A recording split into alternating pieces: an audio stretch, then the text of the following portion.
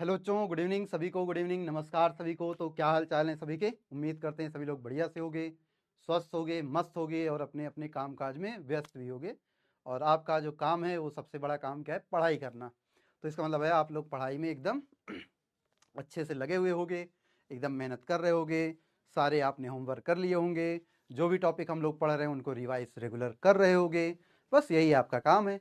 और अगर इतना काम आप कर रहे हो तो आप बहुत अच्छे बच्चे हो, बहुत प्यारे प्यारे बच्चे हो। और आप सभी प्यारे बच्चों का आज की इस क्लास में एक बार फिर से स्वागत है। और आज हम लोग बहुत ही बढ़िया बढ़िया चीज़ें पढ़ने वाले हैं। तो गुड इवनिंग वकार बेटा, नाजिया, रोहित, प्रियंका, आर्यन, सभी को गुड इवनिंग। राधिका, हाँ सभी को गुड इवनिंग, सभी को गुड इवनिंग। कृषि, जितने बच्चे हैं सभी बच्चों को गुड इवनिंग, प्यार भरा नमस्कार। ठीक। प्रवीण शर्मा, हाँ मेरा आपका कमेंट भी हमको शो हो रहा है। शिवानी, रोहित, डॉली, वॉइस कम आ रही है, रुको तेज से बोलेंगे तो वॉइस तेज आ जाएगी। थोड़ा पानी पी लेना, पानी पी के बोलते हैं तो तुम लोग को आवाज तेज आएगी।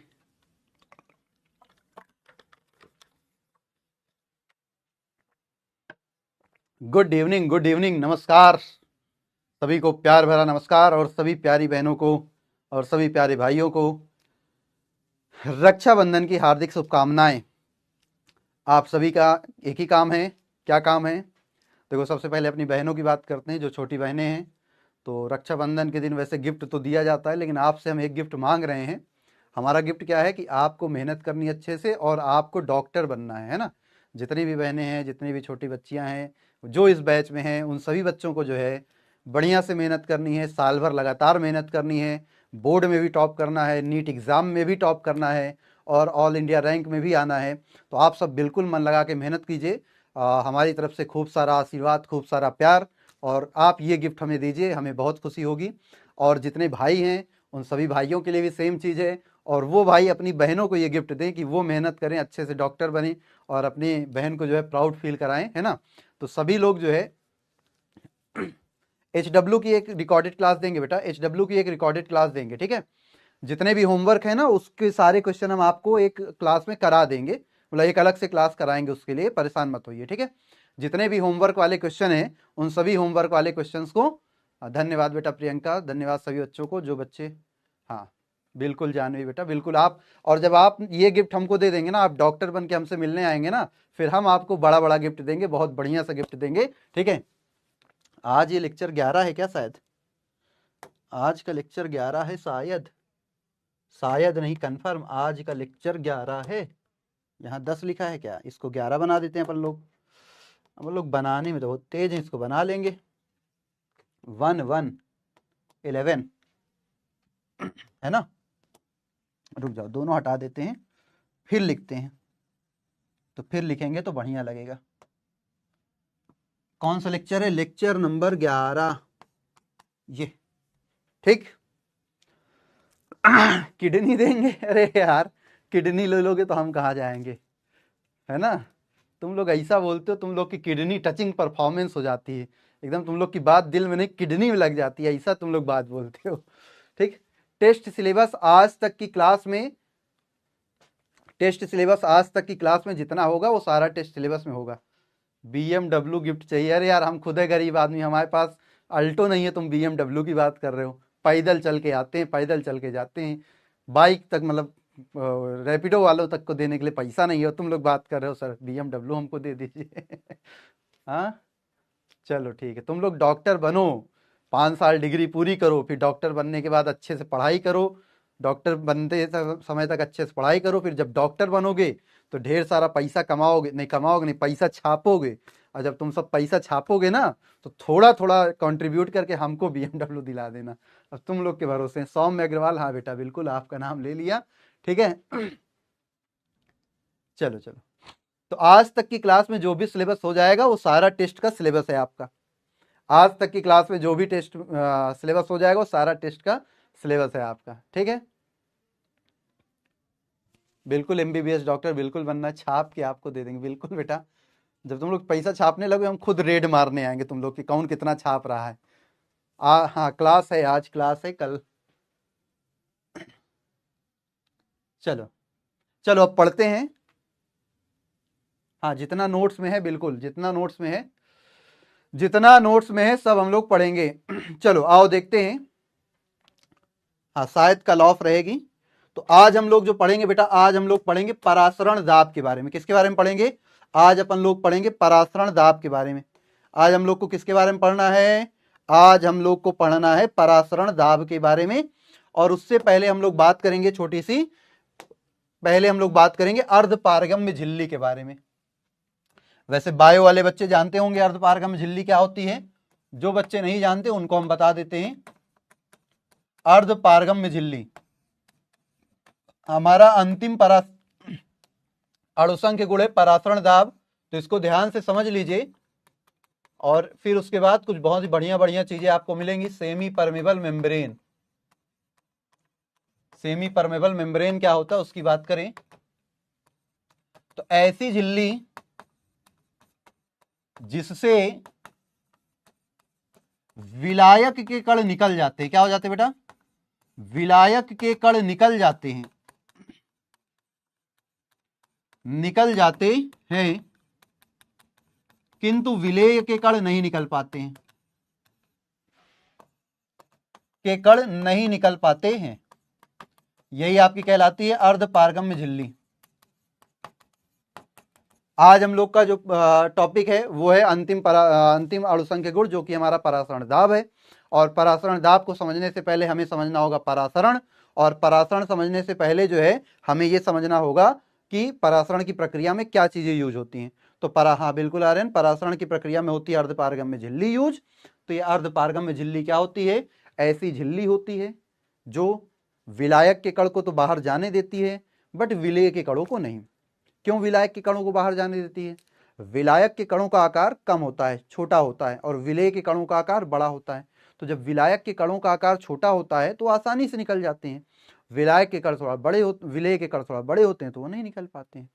जैसे आपकी जो बात करें हम एग्जाम्पल थोड़ा सा, तो दो तरह की ये भी होती है, एक प्राकृतिक होती है और एक कृत्रिम होती है। प्राकृतिक अर्धपारगम्य झिल्ली हम सेमी परमेबल मेम्ब्रेन शॉर्ट में लिख दे रहे हैं, और एक होती है कृत्रिम जो प्रयोगशाला में बनाई जाती है, कृत्रिम सेमी परमेबल मेम्ब्रेन। ये तो ध्यान दीजिएगा यहाँ पे कि बेटा प्राकृतिक, जैसे प्याज को जब छीलते हो तो प्याज को छीलने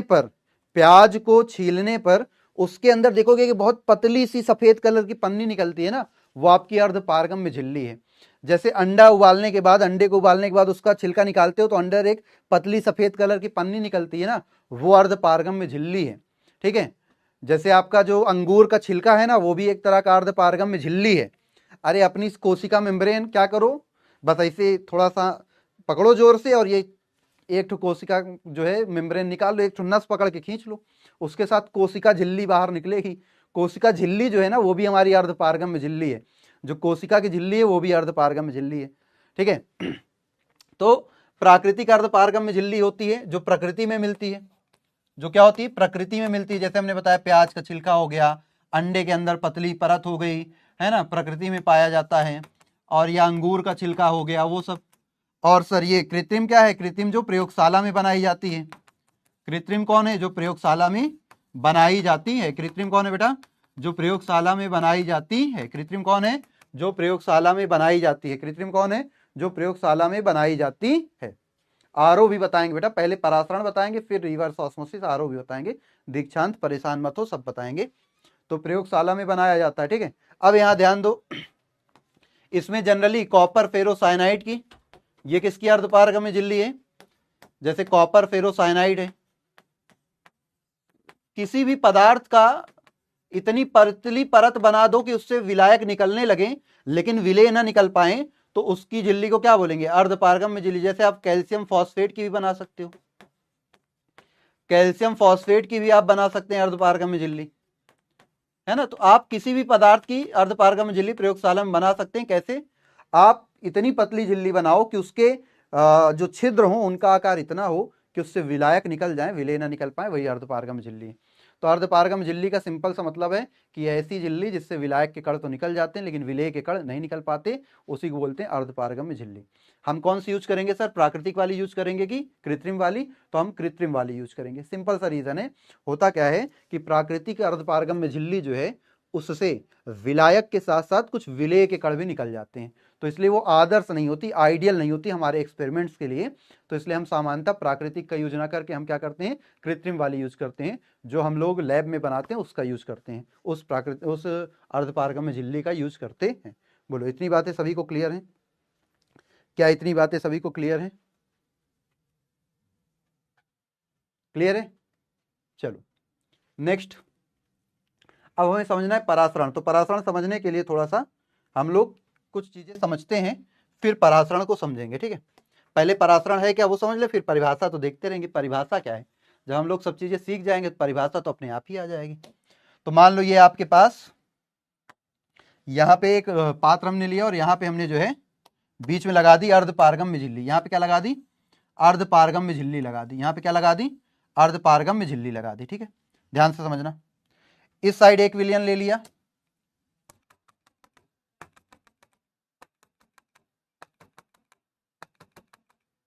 टुक टुक टुक टुक टुक टुक टुक टुक टुक टुक टुक टुक, तब बढ़िया आवाज करता है। ये एक विलयन इधर ले लिया और दूसरा विलयन इधर ले लो, ये भी अभी टुक टुक करेगा। ये देखो ये देखो ये देखो कितना बढ़िया आवाज कर रहा है। ये इधर एक विलयन ले लिया,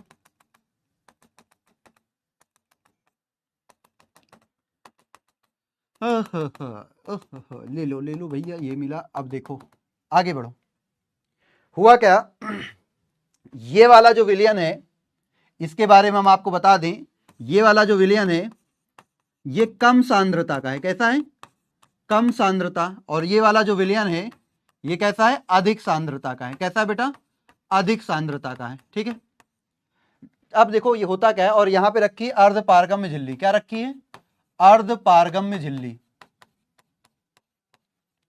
तो ध्यान से समझिएगा, जब आप कम सांद्रता के विलयन और अधिक सांद्रता के विलयन को अर्धपारगम्य झिल्ली की सहायता से अलग करके रख देते हो, अर्धपारगम्य झिल्ली की सहायता से अलग करके रख देते हो, तो होता क्या है, जो विलायक के कण होते हैं वो कम सांद्रता के विलयन से अधिक सांद्रता के विलयन की ओर गति करने लगते हैं। जो विलायक के कण होते हैं वो कम सांद्रता के विलयन से अधिक सांद्रता के विलयन की ओर गति करने लगते हैं। हाँ, इसको कम सांद्रता को बोल सकते हो तनु विलयन है। कम सांद्रता वाला कैसा है? तनु विलयन है। और अधिक सांद्रता वाला कैसा है? सांद्र विलयन है। जिसकी सांद्रता अधिक होती है उसको आप सांद्र विलयन कहते हैं। तो जब आप एक तनु और एक सांद्र विलयन को अर्धपारगम्य झिल्ली की सहायता से अलग करके रख देते हो, तो कुछ देर बाद आप देखते हैं कि जो विलायक के कण हैं वो विलायक के कण कम सांद्रता की ओर से अधिक सांद्रता की ओर जाने लगते हैं। इस प्रक्रिया को ही बोलते बेटा परासरण। इस प्रक्रिया को ही क्या बोलते? परासरण। तो परासरण क्या है? अर्धपारगम्य झिल्ली की सहायता से या अर्धपारगम्य झिल्ली द्वारा होकर विलायक के कणों का कम सांद्रता से अधिक सांद्रता की ओर गति करना। अर्धपारगम्य झिल्ली से होकर विलायक के कणों का कम सांद्रता से अधिक सांद्रता की ओर गति करना। अर्धपारगम्य झिल्ली से होकर विलायक के कणों का कम सांद्रता से अधिक सांद्रता की ओर गति करना। अर्धपारगम्य झिल्ली से होकर विलायक के कणों का कम सांद्रता से अधिक सांद्रता की ओर गति करना ही परासरण कहलाता है। ही परासरण कहलाता है। इसका एग्जाम्पल आप देख लो, जैसे किशमिश को पानी में रख दो। आपने क्या किया? किशमिश को पानी में रख दिया। आपका पानी है, यहां मान लो ये किशमिश रखी हुई है।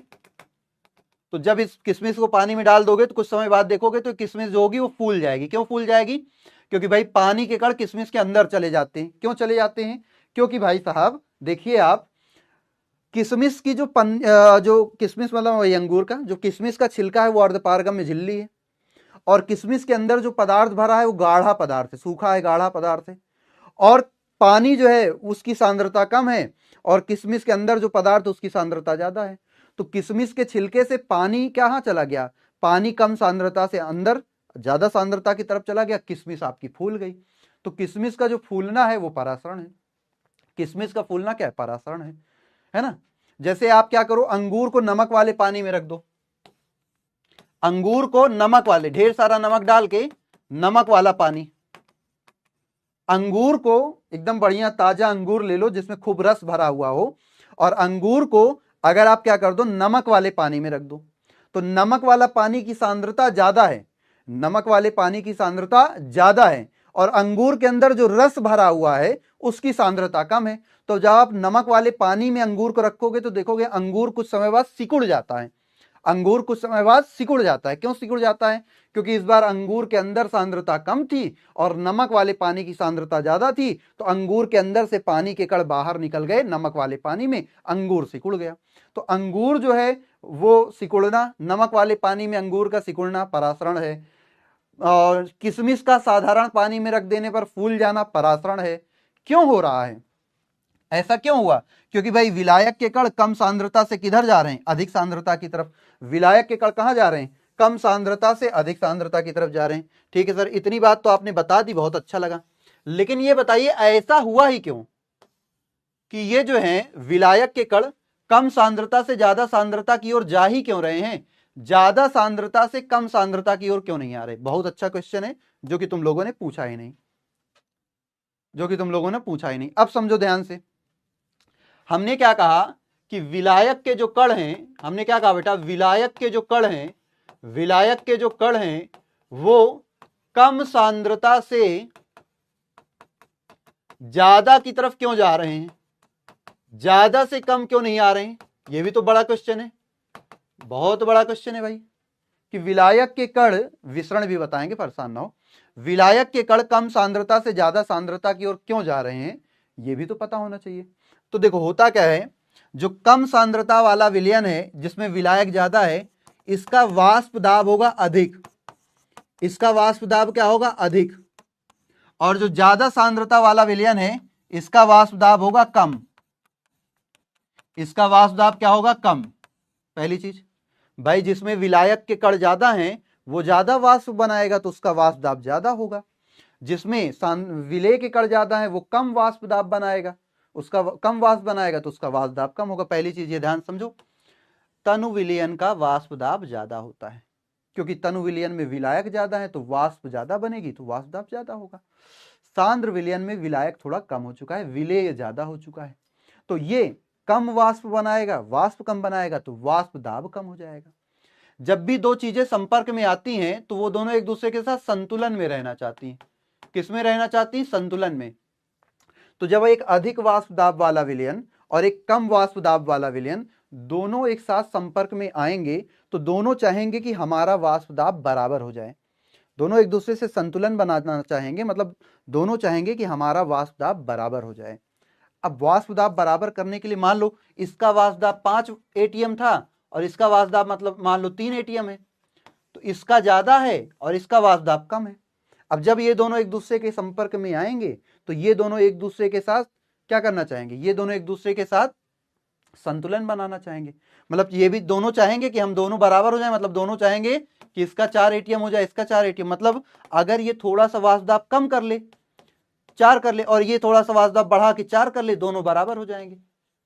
तो जब दो अलग अलग वाष्प दाब वाले विलयन संपर्क में आते हैं, दो अलग अलग वाष्प दाब वाले विलयन संपर्क में आते हैं तो वो दोनों अपना वाष्प दाब बराबर करना चाहते हैं। अब वाष्प दाब बराबर करने का तरीका क्या है भाई? इधर विलायक ज्यादा है इसलिए वाष्प दाब ज्यादा है, इधर विलायक कम है इसलिए वाष्प दाब कम है। इस वाले को अपना वाष्प दाब घटाना है और इस वाले को अपना वाष्प दाब बढ़ाना है। तो क्या किया जाए, अगर इधर से कुछ विलायक के कण कम हो जाएं और इधर कुछ विलायक के कण बढ़ जाएं, फिर से सुनो, इधर से कुछ विलायक के कण कम हो जाएं और इधर कुछ विलायक के कण बढ़ जाएं, तो भाई इधर विलायक कम हुआ तो वाष्प दाब थोड़ा कम हो जाएगा और इधर विलायक बढ़ गया तो वाष्प दाब थोड़ा बढ़ जाएगा, तो दोनों क्या हो जाएगा? बराबर हो जाएगा। तो यही बराबर करने के लिए विलायक के कण कम से ज्यादा जाते हैं, ताकि कम सांद्रता वाले विलयन में थोड़ा विलायक कम हो जाए, विलायक कम होगा तो वाष्प दाब कम हो जाएगा, जो ज्यादा था वो थोड़ा कम हो जाएगा। और ज्यादा सांद्रता वाले विलयन में विलायक बढ़ जाएगा तो जो इसका वाष्प दाब कम था ये थोड़ा बढ़ जाएगा, फिर दोनों बराबर हो जाएंगे। इसी वजह से विलायक के कण कम सांद्रता से ज्यादा सांद्रता की ओर जाते हैं। बस इतनी सी बात है। तो कम सांद्रता वाले विलयन का वाष्प दाब ज्यादा होता है और ज्यादा सांद्रता वाले विलयन का वाष्प दाब कम होता है। तो इसी को बराबर करने के लिए, इसी को संतुलित करने के लिए ये दोनों क्या करते हैं? एक दूसरे की, मतलब विलायक के कण जो हैं वो कम सांद्रता से ज्यादा सांद्रता की ओर गति करते हैं, कम सांद्रता से ज्यादा सांद्रता की ओर गति करते हैं। क्लियर है बेटा? इतनी बातें क्लियर हैं? ठीक है, इतनी बातें क्लियर हैं। तो इसका वाष्प थोड़ा कम, इसका वाष्प बढ़ेगा, इसलिए विलायक के कण इधर से इधर गति करते हैं। तो परासरण की परिभाषा देख लो। ऑस्मोसिस क्या होता है? विलायक के कणों का अर्धपारगम्य झिल्ली से होकर कम सांद्रता के विलयन से अधिक सांद्रता के विलयन की ओर गति करना ही परासरण कहलाता है, ऑस्मोसिस कहलाता है। ये परिभाषा है। सबा, आज आपका बर्थडे, हैप्पी बर्थडे बेटा। सभी लोग सबा को भाई साहब विश कर दो, हैप्पी बर्थडे। ठीक है, क्लियर है? तो विलायक के कणों का अर्धपारगम्य झिल्ली से होकर कम सांद्रता से अधिक सांद्रता की ओर जाना ही क्या कहलाता है बेटा? वही कहलाता है आपका परासरण। वही क्या कहलाता है? परासरण। ठीक है, अब हमारा एक और टर्म होता है विसरण। सर एक और टर्म होता है विसरण, डिफ्यूजन। सर अब आप ये बताइए डिफ्यूजन क्या है ना? परासरण और विसरण में अंतर क्या है? विसरण क्या होता है? विसरण मतलब हम एग्जाम्पल से आपको पहले समझाते हैं। ठीक है, एग्जाम्पल से आपको हम समझाते हैं, एग्जाम्पल से आप समझिएगा विसरण का मतलब। जैसे पानी में अगर रंग डाल दिया जाए तो रंग के कण पूरे पानी में फैल जाते हैं, और पूरा मान लो पानी में लाल रंग डाल दिया, पानी में आपने लाल रंग डाल दिया, तो पानी में लाल रंग डालते ही रंग थोड़ी देर में ही पानी में पूरा फैल जाएगा। तो पानी की सांद्रता, पानी द्रव है और जो रंग है वो ठोस है, तो पानी की सांद्रता कम है और रंग जो आपका ठोस है उसकी सांद्रता अधिक है। जैसे ही आपने रंग को पानी में डाला तो ये जो अधिक सांद्रता वाले कण हैं ये पूरे पानी में फैल गए, पूरे पानी में फैल गए। तो एक माध्यम के कणों का दूसरे माध्यम में फैल जाना, यही विसरण है। एक पदार्थ का किसी दूसरे माध्यम में फैल जाना, यही विसरण है। विसरण का मतलब होता है फैल जाना, विसरण का मतलब होता है फैल जाना। पानी में रंग डालते ही पानी में पूरे के पूरे रंग के कण फैल गए। अब देखो एक चीज और समझो, अगर पानी में हमने रंग डाला तो क्या केवल रंग के कण, जैसे ये है पानी में हमने लाल रंग डाला, पानी में अगर हमने लाल रंग डाला तो क्या बेटा केवल ये रंग के ही कण पूरे द्रव में गति करेंगे? क्या ऐसा नहीं है ना भाई, रंग के कण भी गति करते रहेंगे और पानी के कण भी तो गति करेंगे। ऐसा तो नहीं कि पानी चुपचाप बैठा रहेगा, कहेगा रंग को आओ तुम हमारे अंदर घुल जाओ, अपना लाल रंग दिखाओ, ऐसा तो नहीं होगा भाई। रंग के कण भी पानी में इधर उधर घूमेंगे और पानी के कण भी तो घूमते रहेंगे। तो विसरण में विलेय और विलायक सभी कण गति करते हैं, जबकि परासरण में केवल विलायक के कण गति कर रहा था, है ना? विसरण बेटा इंग्लिश लिख तो दिया डिफ्यूजन, अब पूरी परिभाषा तो इंग्लिश में नहीं लिख सकते, ये भी तो जानते ही हो, है ना? अब यहाँ हिंदी मीडियम की क्लास चल रही तो इंग्लिश में तो नहीं लिख सकते। बाकी तुम्हारे लिए हम बोल देते हैं परासरण का एक सिंपल सी कहानी। The movement of solvent particles from lower concentration solution to higher concentration through the semi permeable membrane is known as osmosis. लिख लेना। विसरण में क्या हुआ? विसरण में अधिक, देखो रंग के कण पानी में घुल रहे हैं, तो अधिक सांद्रता वाला जो कण है वो कम सांद्रता में घुल रहा है। जैसे एक और एग्जांपल समझो, परफ्यूम तो सभी लोग यूज करते हो आजकल, फॉग का आता है ना कि फॉग लिक्विड परफ्यूम। तो फॉग का जो परफ्यूम है, लिक्विड परफ्यूम है, उसमें सांद्रता ज्यादा है, द्रव है। फॉग में जो भरा हुआ अंदर लिक्विड है वो द्रव है, परफ्यूम जो है वो द्रव अवस्था में है। और हमारी जो हवा है, हवा जो है उसकी सांद्रता कम है। तो परफ्यूम जो है उसकी सांद्रता ज्यादा है, हवा की सांद्रता कम है। जैसे ही परफ्यूम स्प्रे करते हो 5 से 10 सेकंड के अंदर पूरे कमरे में उसकी महक फैल जाती है। अगर अभी हम परफ्यूम स्प्रे कर दें, स्प्रे हो गया और यहाँ पे क्या हो गया, 2 से 5 सेकंड ही लगेगा, पूरे रूम में उसकी क्या हो जाएगी, महक फैल जाएगी। क्यों? ये जो स्प्रे से निकला लिक्विड ये अधिक सांद्रता का है और जो हवा है वो कम सांद्रता की है, तो ये लिक्विड पूरे हवा में फैल गया। तो विसरण में क्या हो रहा है, ज्यादा सांद्रता वाला पदार्थ कम सांद्रता के माध्यम में फैल जा रहा, ज्यादा सांद्रता वाला पदार्थ कम सांद्रता के माध्यम में फैल जा रहा। तो विसरण में कण अधिक सांद्रता से कम सांद्रता की ओर जा रहा है, और परासरण में कण, विलायक का कण कम सांद्रता से अधिक सांद्रता की तरफ जा रहा। परासरण में अर्धपारगम्य झिल्ली की आवश्यकता है। अर्धपारगम्य झिल्ली, देखो परासरण जो है इसमें अर्धपारगम्य झिल्ली की आवश्यकता है, लेकिन पानी में रंग डालो, क्या वहां किसी झिल्ली उल्ली की आवश्यकता नहीं, पानी में रंग पूरा घुल जाएगा, मिल जाएगा। हवा में परफ्यूम स्प्रे करो, परफ्यूम स्प्रे करते ही वो तुरंत क्या हो जाएगा, पूरे हवा में फैल जाएगा। अच्छी खुशबू है, बहुत अच्छी बात, खुशबू वहां तक पहुंची, बहुत अच्छी बात है। खुशबू वहां तक पहुंच गई तो सब लोग बढ़िया खुशबू का आनंद लो। खुशबू आ रही है शिवानी, बिल्कुल ठीक है, खुशबू का आनंद लो तुम लोग, ठीक है।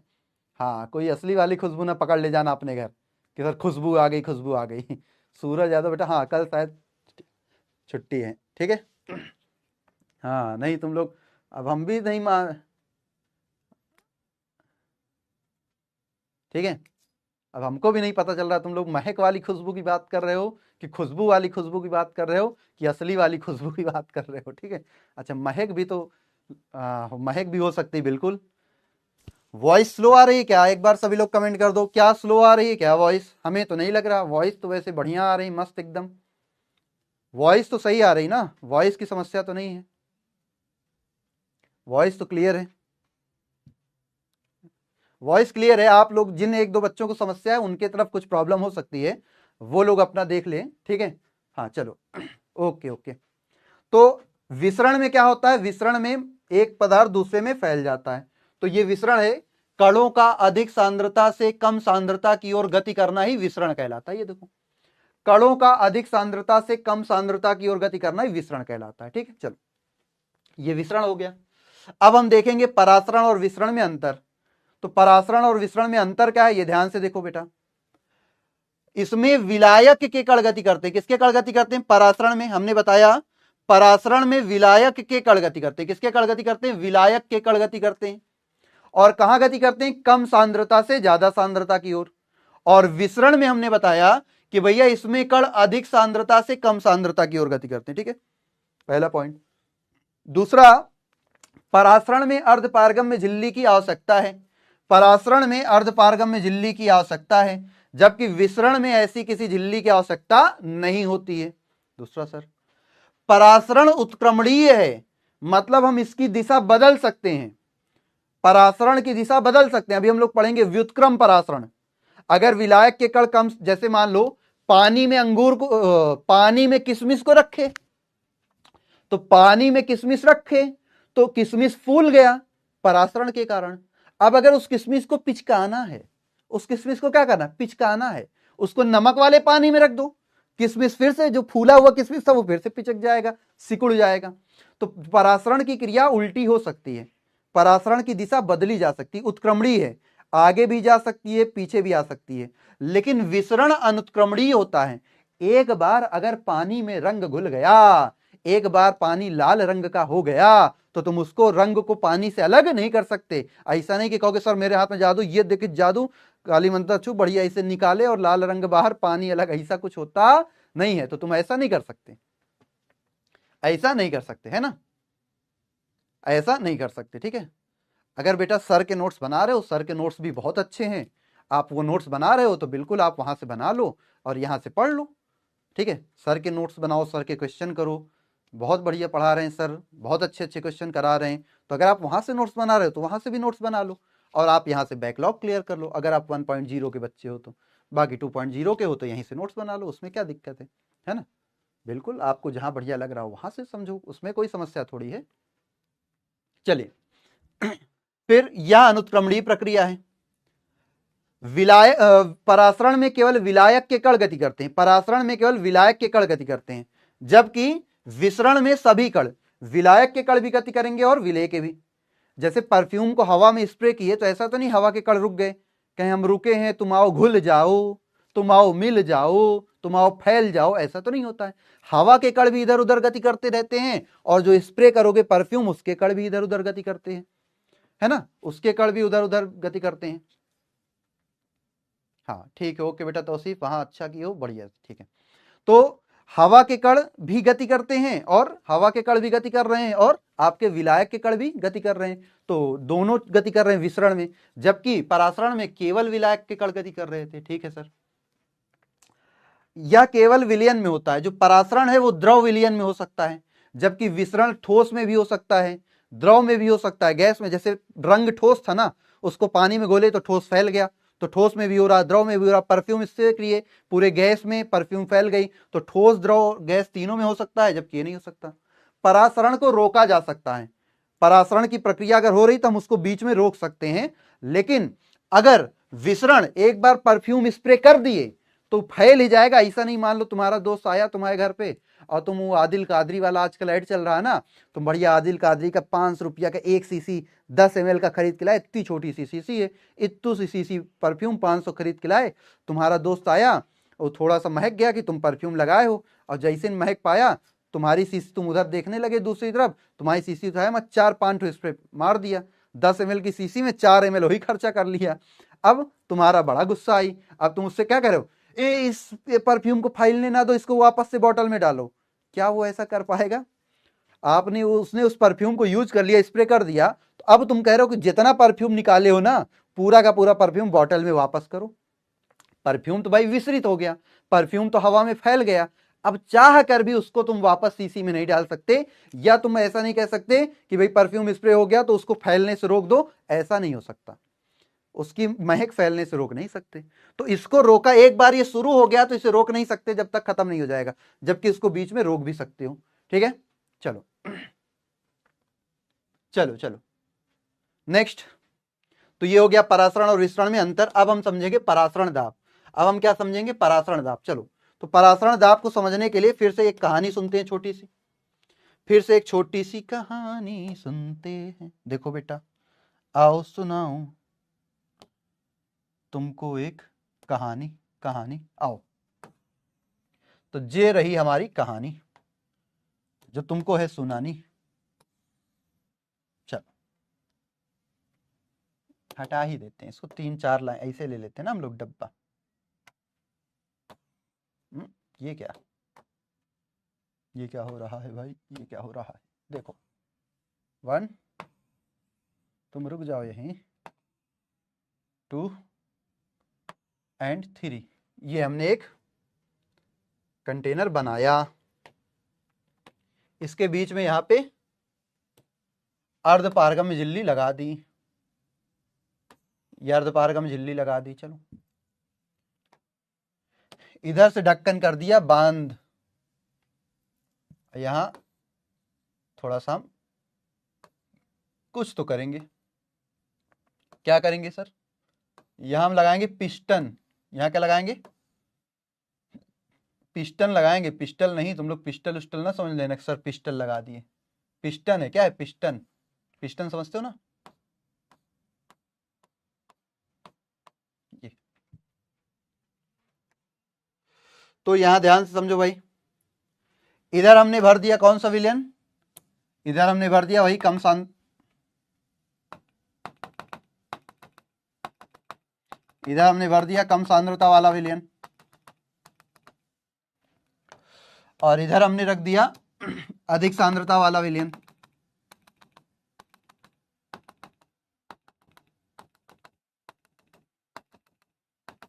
चलो ठीक है, अब देखो हुआ क्या। इतना आप जानते ही हो कि जब हम क्या करेंगे, ये अर्धपारगम झिल्ली वाला रंग बदल दें क्या, इसका रंग बदल दें क्या, येलो लाइन बना देते थोड़ा सा यहाँ पे, ये अर्धपारगम झिल्ली ये लगी हुई है, ठीक है, ये येलो लाइन जो है ये अर्धपारगम झिल्ली है। तो देखो, जब हमने कम सांद्रता, जिसका वाष्प दाब क्या है, अधिक है, अधिक वाष्प दाब वाले विलयन को, अधिक सांद्रता जिसका वाष्प दाब कम है तथा कम वाष्प दाब वाले विलयन के साथ, अधिक सांद्रता तथा कम वाष्प दाब वाले विलयन के साथ रख दिया, तो आपको पता है क्या होने लगेगा, आपको पता है इधर से विलायक के कण इधर जाने लगेंगे। ये तो आपको पता ही, अभी बताया कि परासरण होने लगेगा मतलब इधर से विलायक के कण इधर जाने लगेंगे। अब हम चाहते हैं कि विलायक के कण इधर से इधर जाने ही ना पाए, अब हम चाहते हैं कि विलायक के कण इधर से इधर जाने ही ना पाए, तो क्या होगा? अब मान लो क्यों ऐसा हुआ, क्योंकि हमने बताया कि इसका जो है परासरण दाब अलग, मतलब वाष्प दाब अधिक है। मान लो इसका वाष्प दाब था 5 ATM और इसका वाष्प दाब है 3 ATM, 3 वायुमंडलीय दाब है ना, ATM बोले तो वायुमंडलीय दाब, ATM बोले तो वायुमंडलीय दाब, ATM बोले तो वायुमंडलीय दाब, ATM बोले तो वायुमंडलीय दाब। तो अब उधर का दाब 5 वायुमंडलीय दाब के बराबर है, इधर का दाब 3 वायुमंडलीय दाब के बराबर है। इस दाब के अंतर के कारण ही कण इधर से इधर जा रहे हैं ताकि दाब बराबर हो जाए। अगर हम क्या कर दें, किसी तरह इस वाले विलयन का दाब भी बढ़ा दें, किसी तरह इस वाले विलयन का दाब भी बढ़ाकर 5 ATM कर दें, तो अगर इधर का दाब और इधर का दाब बराबर हो गया, दोनों दाब अगर बराबर हो गए तो क्या कण गति करेंगे? नहीं करेंगे। भाई कण इधर से इधर क्यों जा रहा? क्योंकि वाष्प दाब में अंतर है, उसका 5 इसका 3 है, बराबर करने के लिए कण इधर से इधर जा रहा है। अगर हम क्या कर दें, किसी तरह इस वाले का दाब भी बढ़ाकर 5 कर दें, तो जब दोनों तरफ दाब बराबर हो जाएगा तो कण गति करना बंद कर देंगे। तो कैसे बराबर होगा? तो बेटा जी हम यहां पे क्या कर दें, हम जहां पर लगा दें, हम यहां पर इस पिस्टन से एक अतिरिक्त दाब लगा दें, इस विलियन पर इस पिस्टन से 2 एटीएम का अतिरिक्त दाब लगा दे। कितना एटीएम का अतिरिक्त दाब लगा दे? अगर हमने इस पिस्टन से 2 एटीएम का दाब और लगा दिया तो कुल दाब कितना हो गया? 5 एटीएम। कितना हो गया? 5 एटीएम। इधर भी 5 एटीएम था, हमने पिस्टन से 2 एटीएम का वायुमंडलीय मतलब 2 वायुमंडलीय दाब विलियन पर लगा दिया, तो इसका पहले से 3 था, पिस्टन से हमने 2 एटीएम का दाब और लगा दिया, 5 हो गया, दोनों तरफ दाब बराबर हो गया। अब विलायक के कण इधर से इधर जाना कर देंगे बंद। अब विलायक के कणों की गति हो जाएगी बंद, मतलब परासरण की प्रक्रिया बंद हो गई। क्या बंद हो गई बेटा? परासरण की प्रक्रिया बंद हो गई। तो परासरण की प्रक्रिया को बंद करने के लिए हमने कितना दाब लगाया? 2 वायुमंडलीय दाब लगाया। तो अब ध्यान से डिफिनीशन समझो कि परासरण की क्रिया को रोकने के लिए लगाया जाने वाला दाब ही परासरण दाब कहलाता है। परासरण की क्रिया को रोकने के लिए लगाया जाने वाला दाब ही परासरण दाब कहलाता है। बस सिंपल सी कहानी। परासरण की क्रिया को रोकने के लिए लगाया जाने वाला दाब ही परासरण दाब कहलाता है। परासरण की क्रिया को रोकने के लिए लगाया जाने वाला दाब ही परासरण दाब कहलाता है। परासरण की क्रिया को रोकने के लिए ही लगाया जाने वाला दाब। देख लेते हैं बेटा 3D अवेलेबल है क्या इसका, ऑस्मोसिस का? आओ आओ आओ आओ। हाँ, यहां तो वही नहीं आ रहा, कीबोर्ड ही। कोई बात नहीं, अभी शायद इसका ओके ओके देख लेते हैं। 12th क्लास ये रहा, चैप्टर रहा, चैप्टर चैप्टर चैप्टर नहीं है। अच्छा बैक जाएं, पहले केमिस्ट्री, फिर क्लास 12th, फिर देखते हैं इसमें कहीं तो दिख नहीं रहा ऑस्मोसिस का। टाइप करने का ऑप्शन है? टाइप करने का ऑप्शन ही नहीं।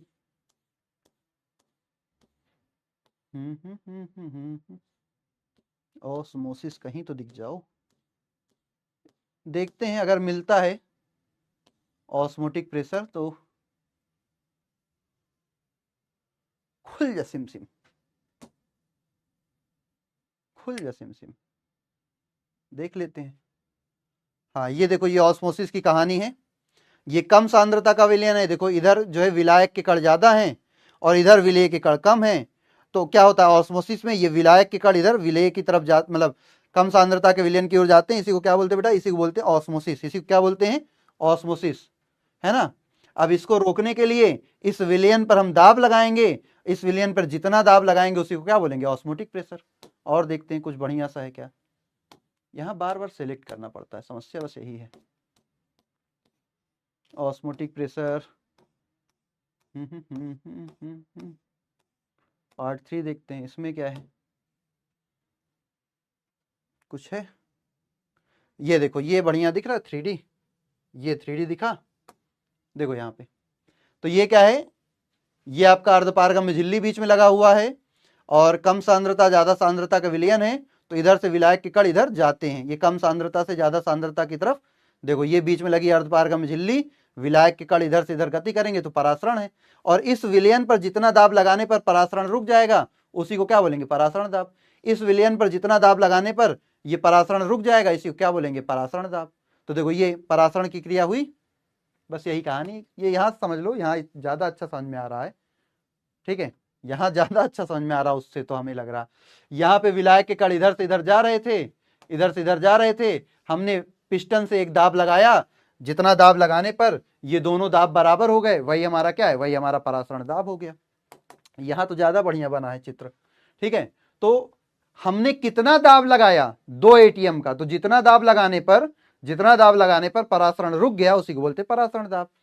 तो अब ये परासरण दाब किसके बराबर है? देखो ये जो तनु विलयन का दाब था 5 एटीएम और ये जो सांद्र विलयन का दाब था 3 एटीएम, इन दोनों के अंतर के बराबर ही होता है परासरण दाब। ये देखो कितना दाब लगा दिया जाए तो परासरण रुक जाए। ध्यान सुनो, कितना दाब लगा दिया जाए तो परासरण रुक जाएगा? इधर वाले का दाब माइनस इधर वाले का दाब, तनु विलयन का वाष्प दाब माइनस सांद्र विलयन का वाष्प दाब, 5 में से 3 घटाओ 2, मतलब अगर हम 2 एटीएम का दाब लगा दें तो परासरण रुक जाएगा। तो ध्यान से समझो परासरण दाब किसके बराबर होता है। तो बेटा जी परासरण दाब जो होता है, उधर ही लिख देते हैं पेज पर, जो डिफिनेशन वाला ये, परासरण की क्रिया को रोकने के लिए लगाया जाने वाला न्यूनतम दाब परासरण दाब कहलाता है। पहली चीज, परासरण की क्रिया को रोकने के लिए लगाया जाने वाला न्यूनतम दाब परासरण दाब कहलाता है। परासरण की क्रिया को रोकने के लिए लगाया जाने वाला न्यूनतम दाब ही परासरण दाब कहलाता है, पहली चीज। और हमने क्या कहा, इसे पाई से दर्शाते हैं। और हमने क्या कहो बेटा, हमने जे कहो कि जो परासरण दाब है ना, जे परासरण दाब को पाई से दर्शाते हैं, जे किसके बराबर होता है, तो जे बराबर होता है तनु विलयन का वाष्प दाब माइनस सांद्र विलयन का वाष्प दाब के। किसके बराबर होता है? तनु विलयन के वाष्प दाब माइनस सांद्र विलयन के वाष्प दाब के बराबर होता है। बोलो बात समझ में आई? बोलो बात समझ में आई? बोलो बात समझ में आई?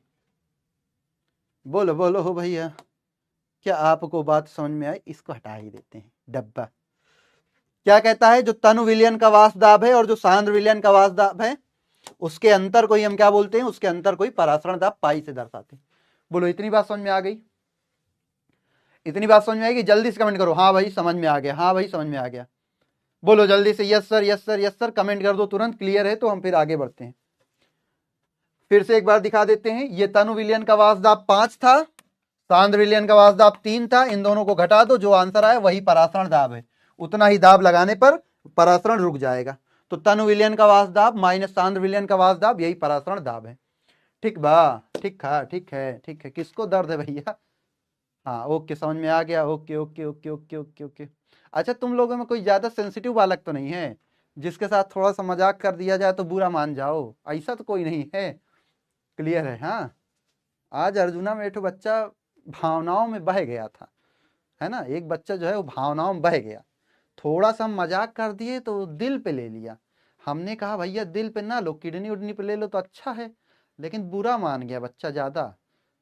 ठीक है उसकी बात को समझाए भी, उसकी बात को बताए भी कि बेटा तुम ऐसा ऐसा करो तो तुम्हारे जो है लिए बढ़िया रहेगा। उसके बाद थोड़ा सा मजाक कर दिए तो बेचारा दिल पे ले गया, और पूरी क्लास में इतना बेचारे को दर्द हुआ कि क्या बताएं है ना। तुम लोग बता दे क्या हुआ था? तुम लोग को बता दे क्या हुआ था? गोलियां ठीक है, तुम लोग को बता दे क्या हुआ था। अरे हुआ ये कि एक टॉपिक पढ़ा रहे थे लगभग बहुत देर से, तो वो बोला सर हमको कुछ समझ में नहीं आ रहा, हमारे सर के ऊपर से जा रहा है। उसने कहा सर हमारे सर के ऊपर से जा रहा है। तो हमने बस इतना कहा कि बेटा तुम बैठ के पढ़ रहे हो, तुम्हारे सर के ऊपर से जा रहा, तो एक काम करो तुम खड़े हो जाओ, तो जो है तुम्हारे लेवल में आ जाएगा, तो तुम्हारे दिमाग में एकदम बराबर से घुस जाएगा, तो समझ आ जाएगा। बस इतनी सी बात पे बेचारा इमोशनल हो गया, बुरा मान गया। अब क्या बताएं हालांकि उसको हमने उसके पहले बताया कि तुम क्या करो तो तुमको समझ में आए। उसके लिए हमने 5 मिनट अलग से केवल लेक्चर दिया कि बेटा तुम ऐसा करो, तुम ऐसा करो, तुम ऐसा करो तो तुमको समझ में आएगा। उसके बाद हमने उससे मजाक किया कि और अगर इतने के बाद भी ना समझ में आए तो एक काम करो तुम खड़े हो जाओ, तो जो ऊपर जा रहा है वो लेवल में आ जाएगा। लेकिन उसके बाद भी बेचारा जो है क्या बताएं, बड़ा दुखी हो गया था। फिर अपने को भी, हमको भी बुरा लगा कि शायद ऐसा नहीं बोलना चाहिए था, शायद ज्यादा सेंसिटिव बच्चा इसलिए बुरा मान गया, लेकिन अब क्या कहें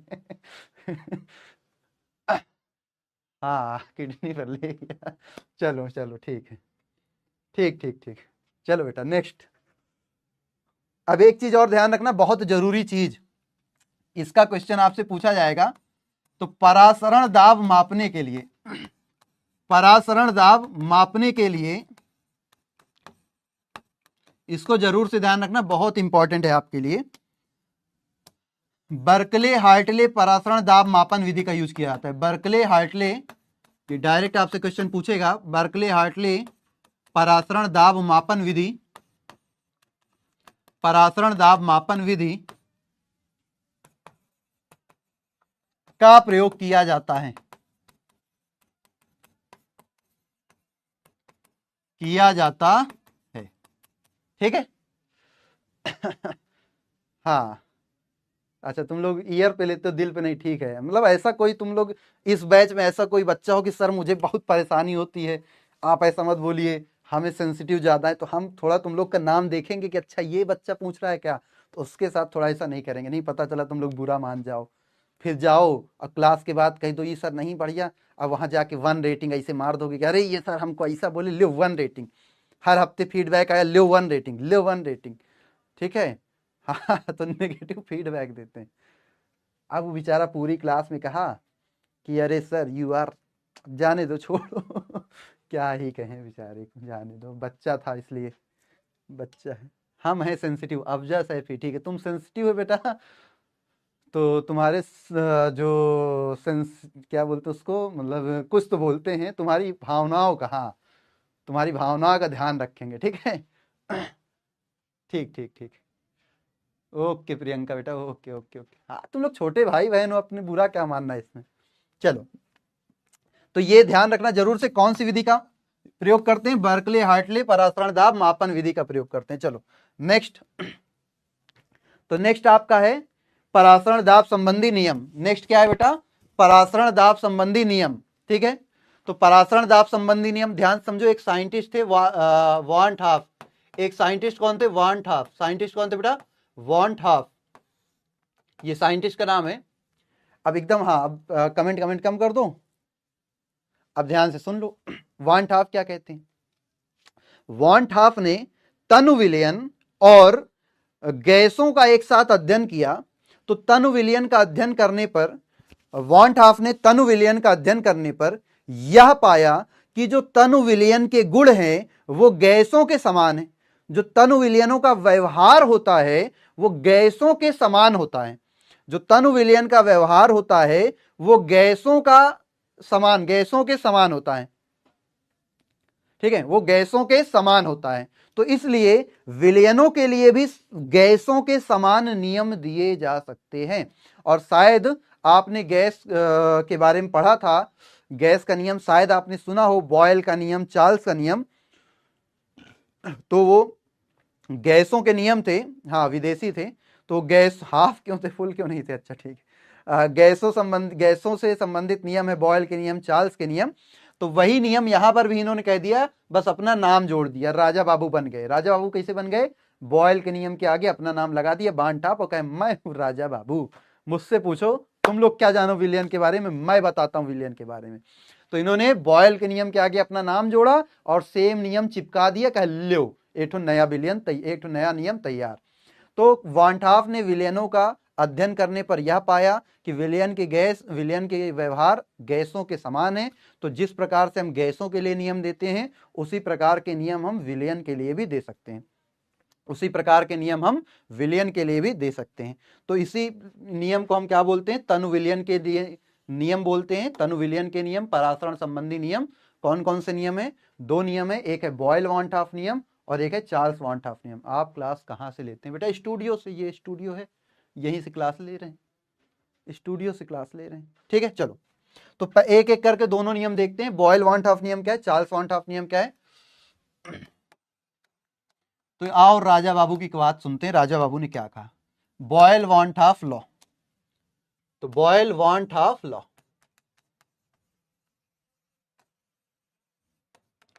तो आइए राजा बाबू क्या कहते हैं उसको सुनते हैं। तो राजा बाबू ने कहा कि अगर ताप को स्थिर रख दिया जाए, क्या कर दिया जाए, स्थिर रख दिया जाए, तो स्थिर ताप पर किसी विलयन का, स्थिर ताप पर किसी विलयन का परासरण दाब, स्थिर ताप पर किसी विलयन का परासरण दाब उसके सांद्रता के समानुपाती होता है, सांद्रता के समानुपाती होता है, सांद्रता के समानुपाती होता है, बस यही है। इन्होंने कहा अगर ताप स्थिर रहा, बेटा हमारा घर है यूपी, हम है उत्तर प्रदेश स्टेट से, उत्तर प्रदेश से, उत्तर प्रदेश में इलाहाबाद जिला, प्रयागराज, ठीक है। तो स्थिर ताप पर किसी विलयन का परासरण दाब उसके सांद्रता के समानुपाती होता है, स्थिर ताप पर किसी विलयन का परासरण दाब उसके सांद्रता के समानुपाती होता है। तो यहां पे अगर आप देखेंगे तो माना परासरण दाब पाई तथा सांद्रता सी है। सांद्रता कितनी बेटा? सी है। परासरण दाब पाई तथा सांद्रता क्या बेटा? सी है। तो यहां पे क्या हो जाएगा? यहां पे सिंपल सा, अगर ताप स्थिर है तो स्थिर ताप पर क्या हो जाएगा? स्थिर ताप पर पाई समानुपाती हो जाएगा सी के। पाई किसके समानुपाती हो जाएगा? पाई समानुपाती हो जाएगा सी के। तो हम ये कह सकते हैं क्या कि यहां से एक कांस्टेंट आ जाएगा के, समानुपाती चिन्ह हटाओगे तो पाई बटे सी बराबर क्या हो जाएगा? के। तो हम ये कह सकते हैं क्या, जब भी किसी चीज का अनुपात अगर स्थिर हो जाए तो पाई 1 अपॉन सी 1 बराबर पाई 2 अपॉन सी 2 बराबर पाई 3 अपॉन सी 3। यही तो नियम होता है कि अगर किसी चीज का अनुपात स्थिर हो जाए, अगर किसी चीज का अनुपात क्या हो जाए? स्थिर हो जाए, तो जैसे पाई और सी का अनुपात कांस्टेंट आ गया तो हम pi 1 upon C 1 equal to pi 2 upon C 2 लिख सकते हैं ना। Pi 1 upon C 1 equal to pi 2 upon C 2 लिख सकते हैं। क्लियर है? क्लियर है ये? तो किसी विलयन का परासरण दाब उसकी सांद्रता के समानुपाती होता है। और अगर मान लो कि परासरण दाब जो है बेटा, मान लो अगर परासरण दाब कितना है? पाई और सांद्रता सी है, तो स्थिर ताप पर पाई समानुपाती होगा सी के, बॉयल के नियम के अनुसार। और पाई समानुपाती चिन्ह हटा दोगे तो के इंटू सी। ओके, अयोध्या प्रयागराज, ओके बेटा, ठीक है ठीक है। पाई इक्वल टू के इंटू सी। तो यहां पे क्या हो जाएगा? पाई, अब सी इधर गुणे में, इधर आ जाएगा भाग में हो जाएगा, तो पाई बटे सी नियतांक हो गया। मतलब पाई और सी का अनुपात जो है वो क्या हो गया? नियतांक हो गया। क्या हो गया बेटा? नियतांक हो गया। और जब किसी चीज का अनुपात नियत हो जाता है तो हम उसके लिए क्या लिख सकते हैं? Pi 1 upon C 1 equal to pi 2 upon C 2 equal to pi 3 upon, मतलब जितनी बार भी अनुपात लोगे हर बार अनुपात समान आता जाएगा। ये तो ये पहला नियम हो गया परासरण दाब का। ये पहला नियम हो गया परासरण दाब का। बोलो, क्या ये बात समझ में आई सभी को? ये परासरण दाब संबंधी पहला नियम हो गया। ठीक है बेटा, ठीक है ठीक है ठीक है, क्लियर है क्लियर है क्लियर है, ओके। अब इसके बाद हम लोग देखते हैं, समझ नहीं आया बेटा? देखो सिंपल सी कहानी समझो। इन्होंने कहा कि सांद्रता जितनी ज्यादा, अब तुमको हम फिगर से ही समझा देते हैं। यहां पे आओ, जिनको नहीं समझ में आया वो इस फिगर में आए। देखो यहां पे एक बात बताओ, यहां पे हम सब कुछ रफ कर, नहीं सब नहीं रफ करेंगे। एक बात बताओ, अगर मान लो इसकी सांद्रता अभी कम है, तो इसकी सांद्रता कम है तो इसका जो दाब है वो कितना है? 3 वायुमंडलीय दाब है। तो इस पर, इसको रोकने के लिए हमें 2 एटीएम का दाब लगाना पड़ा। परासरण दाब अभी 2 है, ध्यान से समझना। इस वाले विलयन की सांद्रता मान लो कुछ भी सी है, तो इसका अभिवास दाब 3 वायुमंडलीय दाब है। तो इस पे हमें कितना परासरण दाब लगाना पड़ रहा? 2 परासरण दाब। मान लो इसकी सांद्रता ज्यादा हो जाती, मान लो इसमें और सारे विलय आ जाते, और सारे विलय, जब इसकी सांद्रता ज्यादा हो जाती तो इसका ये जो वाष्प दाब है ये कम हो जाता। जब विलयन की सांद्रता ज्यादा हो जाती तो वाष्प दाब कम हो जाता। अब मान लो वाष्प दाब घट के 1 वायुमंडलीय हो गया। अगर हमने विलयन की सांद्रता बढ़ा दी तो उसका वाष्प दाब घट गया। तो अब देखो, अब कम सांद्रता वाले विलयन का वाष्प दाब 5 है और ज्यादा वाले का 1 है। तो अब हमें कितना परासरण दाब लगाना पड़ेगा? 4 एटीएम का। कितना लगाना पड़ेगा? 4 एटीएम का। जब सांद्रता कम थी तो कितना दाब लगाना पड़ रहा था? 2 एटीएम। तो जब सांद्रता कम थी तो 2 एटीएम का दाब लगाने पर ही परासरण रुक गया, तो परासरण दाब 2 वायुमंडलीय दाब के बराबर था। लेकिन जब सांद्रता बढ़ाए, वाष्प दाब घट गया, तो अब परासरण को रोकने के लिए और ज्यादा दाब लगाना पड़ रहा। तो और ज्यादा दाब लगाना पड़ रहा तो परासरण दाब का मान और बढ़ गया। तो यही तो नियम कह रहा कि सांद्रता बढ़ा दोगे तो परासरण दाब भी बढ़ जाएगा। यही तो कह रहा है, देखो यही तो कह रहा है कि अगर, अबे कहां गया भाई साहब, अगर सी बढ़ा दोगे तो पाई बढ़ जाएगा, सी घटा दोगे तो पाई घट जाएगा। यही तो कह रहा है कि अगर सांद्रता बढ़ाओगे तो परासरण दाब बढ़ जाएगा। बस इतनी सी कहानी है। पाई, हाँ ये सिंबल पाई है, पी लिख सकते हैं, बिल्कुल पी भी लिख सकते हैं, लेकिन पाई से ही दर्शाया जाता है सामान्यतः। तो आप पाई लिखे, बाकी पी भी लिख सकते हैं। तो ये पहला नियम हो गया। ठीक है, दूसरे नियम पे आते हैं। दूसरा नियम कहता है अब सांद्रता को स्थिर कर दो। अब क्या कर दो? सांद्रता को स्थिर। अब क्या कर दो? सांद्रता को स्थिर। तो स्थिर सांद्रता वाले किसी विलयन का परासरण दाब उसके ताप के समानुपाती होता है। उसके ताप के समानुपाती होता है, ताप के समानुपाती होता है। स्थिर सांद्रता वाले किसी विलयन का वाष्प दाब उसके ताप के समान, परासरण दाब उसके ताप के समानुपाती होता है। तो मान लो अगर माना परासरण दाब पाई तथा ताप T है तो, ताप T है तो क्या हो जाएगा, पाई समानुपाती हो जाएगा, ठीक है। और जब पाई समानुपाती हो जाएगा, ठीक है, तो पाई इक्वल टू हो जाएगा K into T, K constant, T इधर आ जाएगा तो pi upon T is equal to हो जाएगा K के, पाई अपॉन टी किसके इक्वल हो जाएगा, K के। तो आप यहां से ये भी तो कह सकते हो, क्या कह सकते हो, सेम कहानी कि भाई साहब पाई वन अपॉन T1 इक्वल होता है पाई टू अपॉन T2 के। ये आपका यहां से क्वेश्चन आप सॉल्व कर सकते हो। तो ये आपका हो गया चार्ल्स वॉन हाफ नियम। ये कौन सा हो गया बेटा, चार्ल्स वॉन हाफ नियम।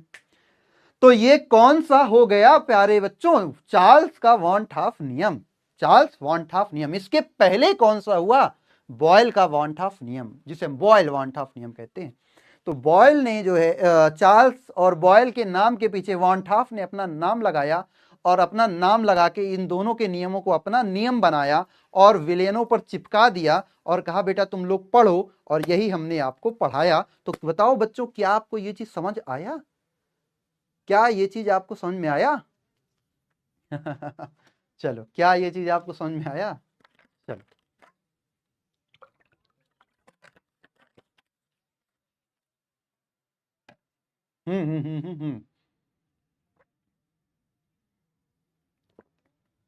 इसके बाद एक लेक्चर और चैप्टर खत्म होने में। चलो, अब तनु विलियन समीकरण दोनों के नियमों से बनेगा। जो दो नियम हम लोगों ने पढ़ा ना, वहीं से बनेगा। बॉयल नियम, बॉयल वॉन्ट हाफ नियम। तो बॉयल वॉन्ट हाफ नियम कहता है पाई समानुपाती है सी के, और चार्ल्स का वॉन्ट हाफ नियम चार्ल्स वॉन्ट हाफ नियम कहता है, चार्ल्स वॉन्ट हाफ नियम कहता है पाई समानुपाती है, ठीक है। दोनों को मिला दो, तो दोनों को मिला दोगे पाई समानुपाती है सी इंटू टी के। तो समानुपाती चिन्ह हटाओगे, कांस्टेंट आ जाएगा सी, या आप इसकी जगह आर भी लिख सकते हो, ठीक है, या आप इसकी जगह आर भी लिख सकते हो, कोई प्रॉब्लम नहीं है, दोनों वही है।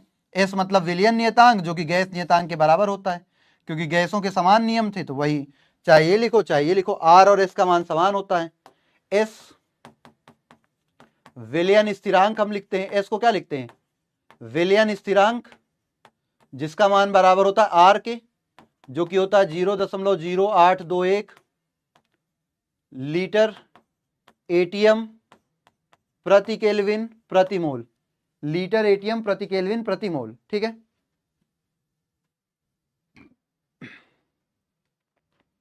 तो ये एक चीज आई। अब देखो दूसरी कहानी समझो बेटा, तो दूसरी कहानी समझिए, क्या कहानी है। C बराबर होता है N अपॉन वी, सांद्रता बराबर होती मोलों की संख्या बटे आयतन। तो यही फॉर्मूला क्या बन जाएगा, pi is equal to S into N into T upon V. अगर V लीटर में है तो, और अगर V मिलीलीटर में हो जाएगा ना, तो 1000 से करना पड़ेगा गुणा। क्या करना पड़ेगा, गुणा। और फिर तुम लोग जानते हो कि भाई साहब मोलों की संख्या बराबर होता है द्रव्यमान बटे आयतन, मतलब दिया गया भार बटे अणु भार।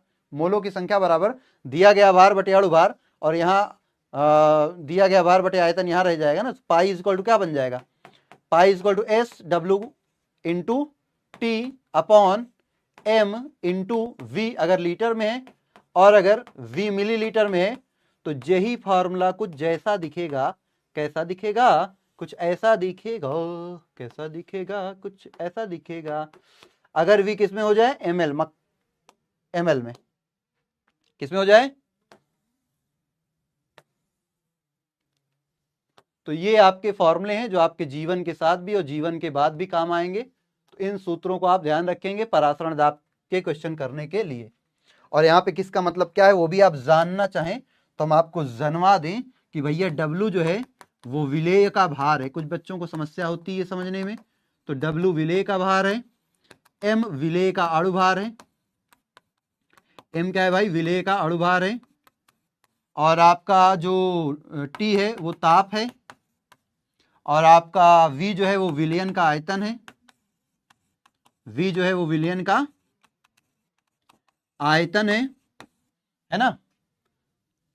और बताएं क्या बचा, सब तो हो गया। और इसके बारे में तो लिखा ही है, N विलेय के मोल हैं,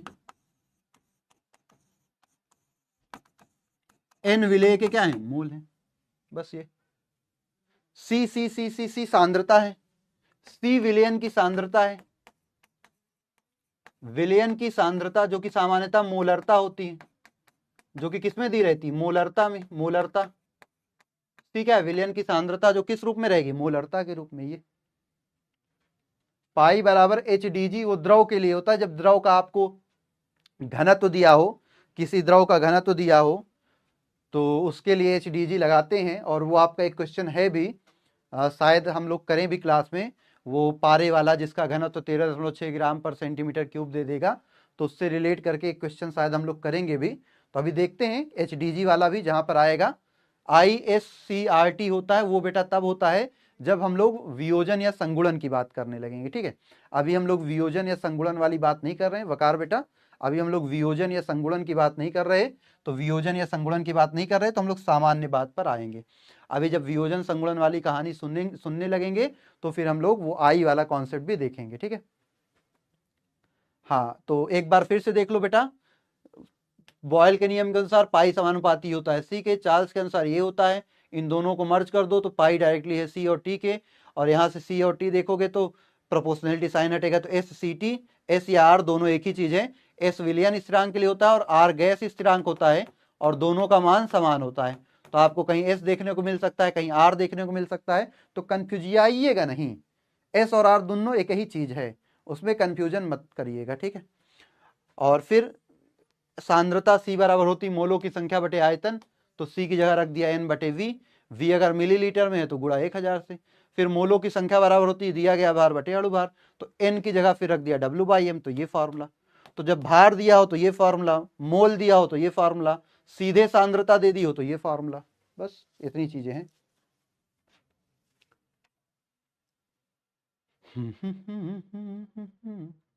ओ जानवी तुनुक तुनुक तुन तुन तुन तुन तारा रारा, आहा हा, क्या बात है।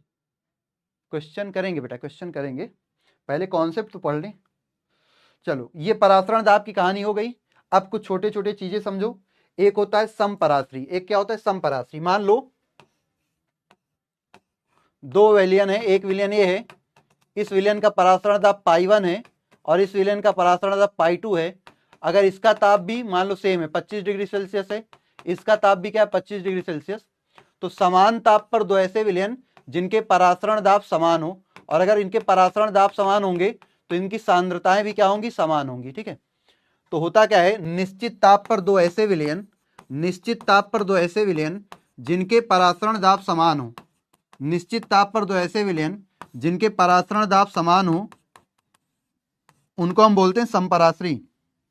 अब पाई का मान रखो एस कांस्टेंट, सांद्रता C1, ताप तो स्थिर है T, एस C2 ताप तो स्थिर है T।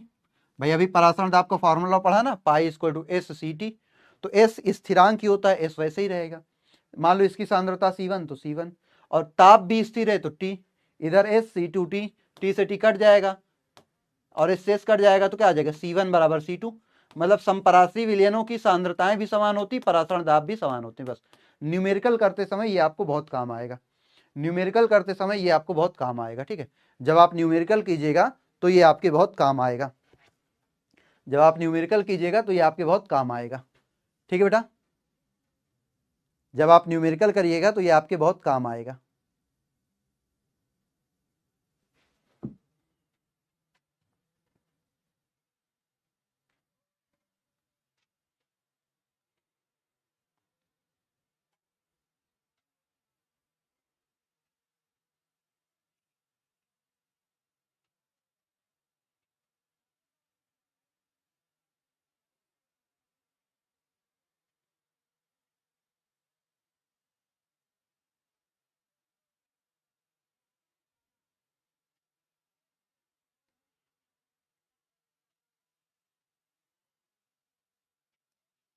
क्लियर है, चलो नेक्स्ट।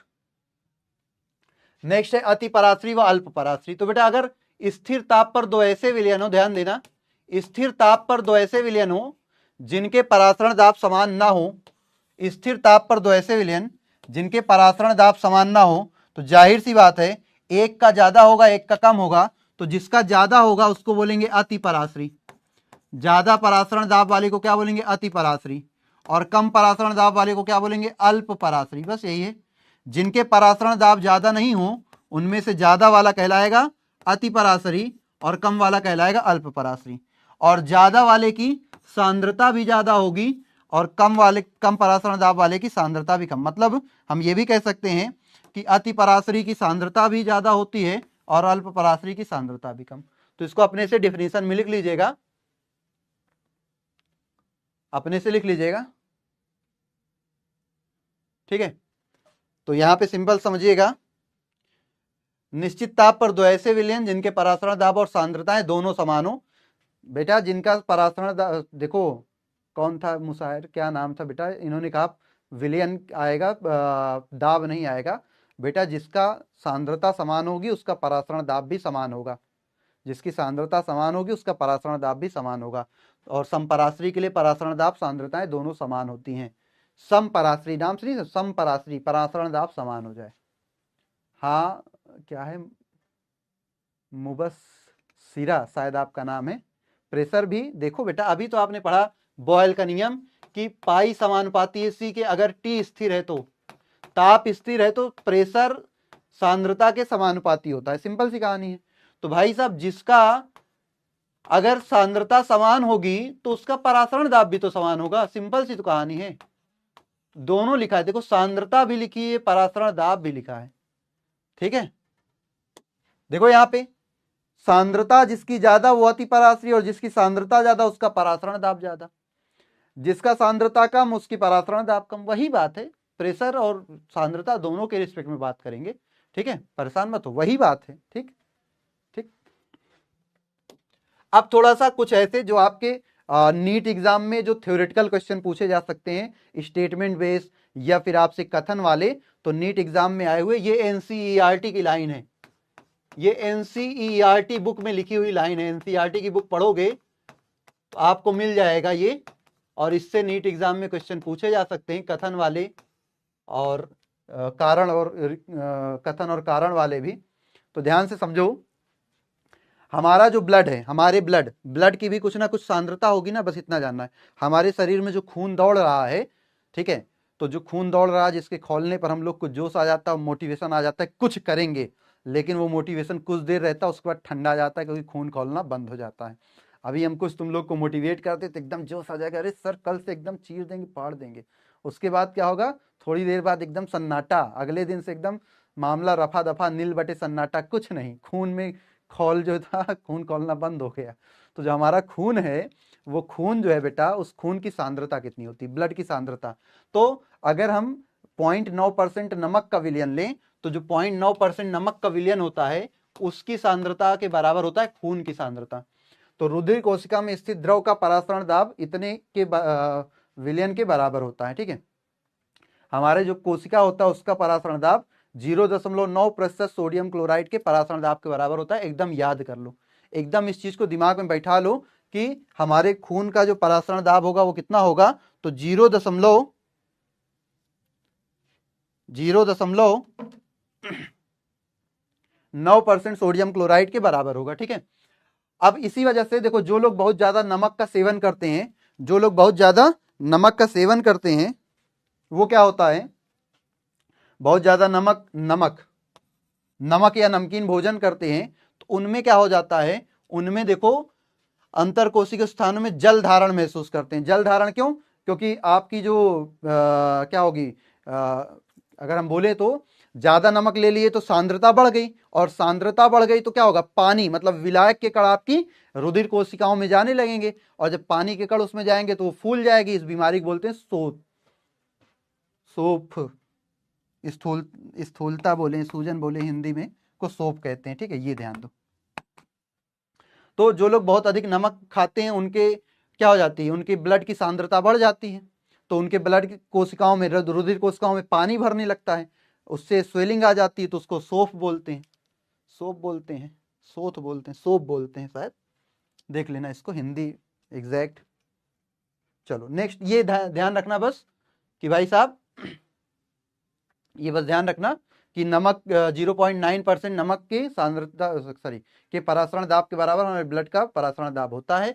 और इसी वजह से जो लोग ज्यादा नमक खाते हैं उनकी सांद्रता बढ़ जाती है रुधिर कोशिका में, तो रुधिर कोशिका में पानी भरने लगता है परासरण के कारण, और जो रुधिर कोशिकाएं होती हैं, अंतर कोशिका होती है, उनमें स्वेलिंग आ जाती, सूजन आ जाती बस।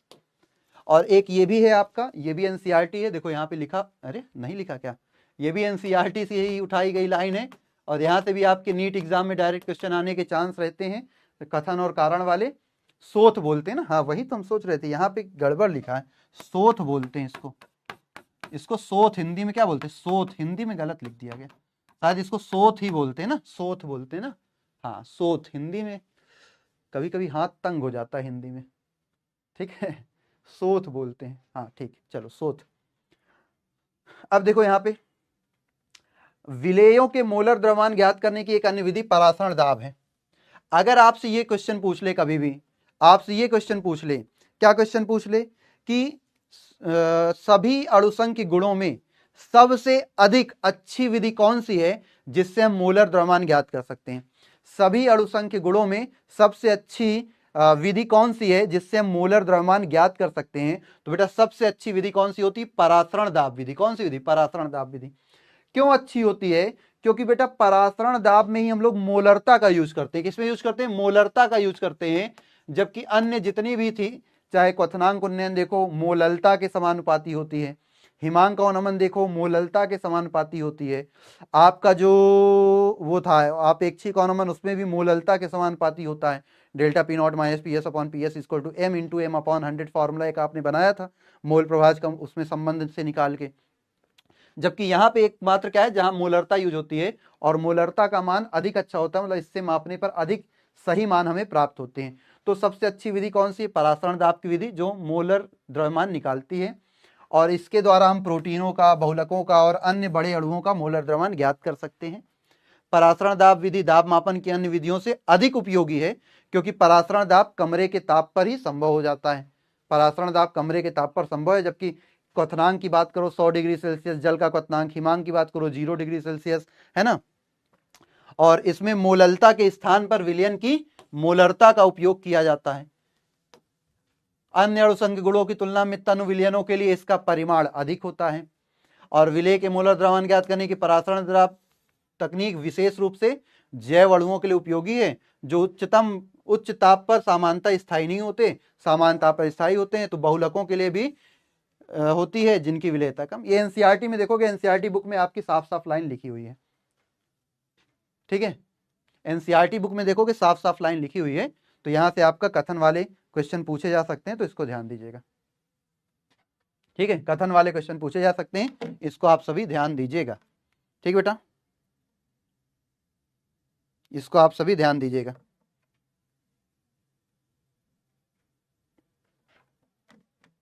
चलो चलो चलो, अब इसके बाद क्या है, अब इसके बाद है व्युत्क्रम परासरण, इसको भी देख लेते हैं बेटा, व्युत्क्रम परासरण क्या होता है इसको भी देख लेते हैं। आओ इसके लिए फिर से यहाँ फिगर पे चलेंगे, फिर जो हम लोगों ने फिगर बनाया था उस पे चलते हैं, उस पे चलते हैं, ये हमारे पास फिगर, आ जाओ इस पे चलते हैं। तो यहाँ पे क्या कहानी है, ध्यान समझो, जब हमने यहाँ पे देखो, थोड़ा सा इसको साफ कर देते हैं, बड़ा गंदा हो गया।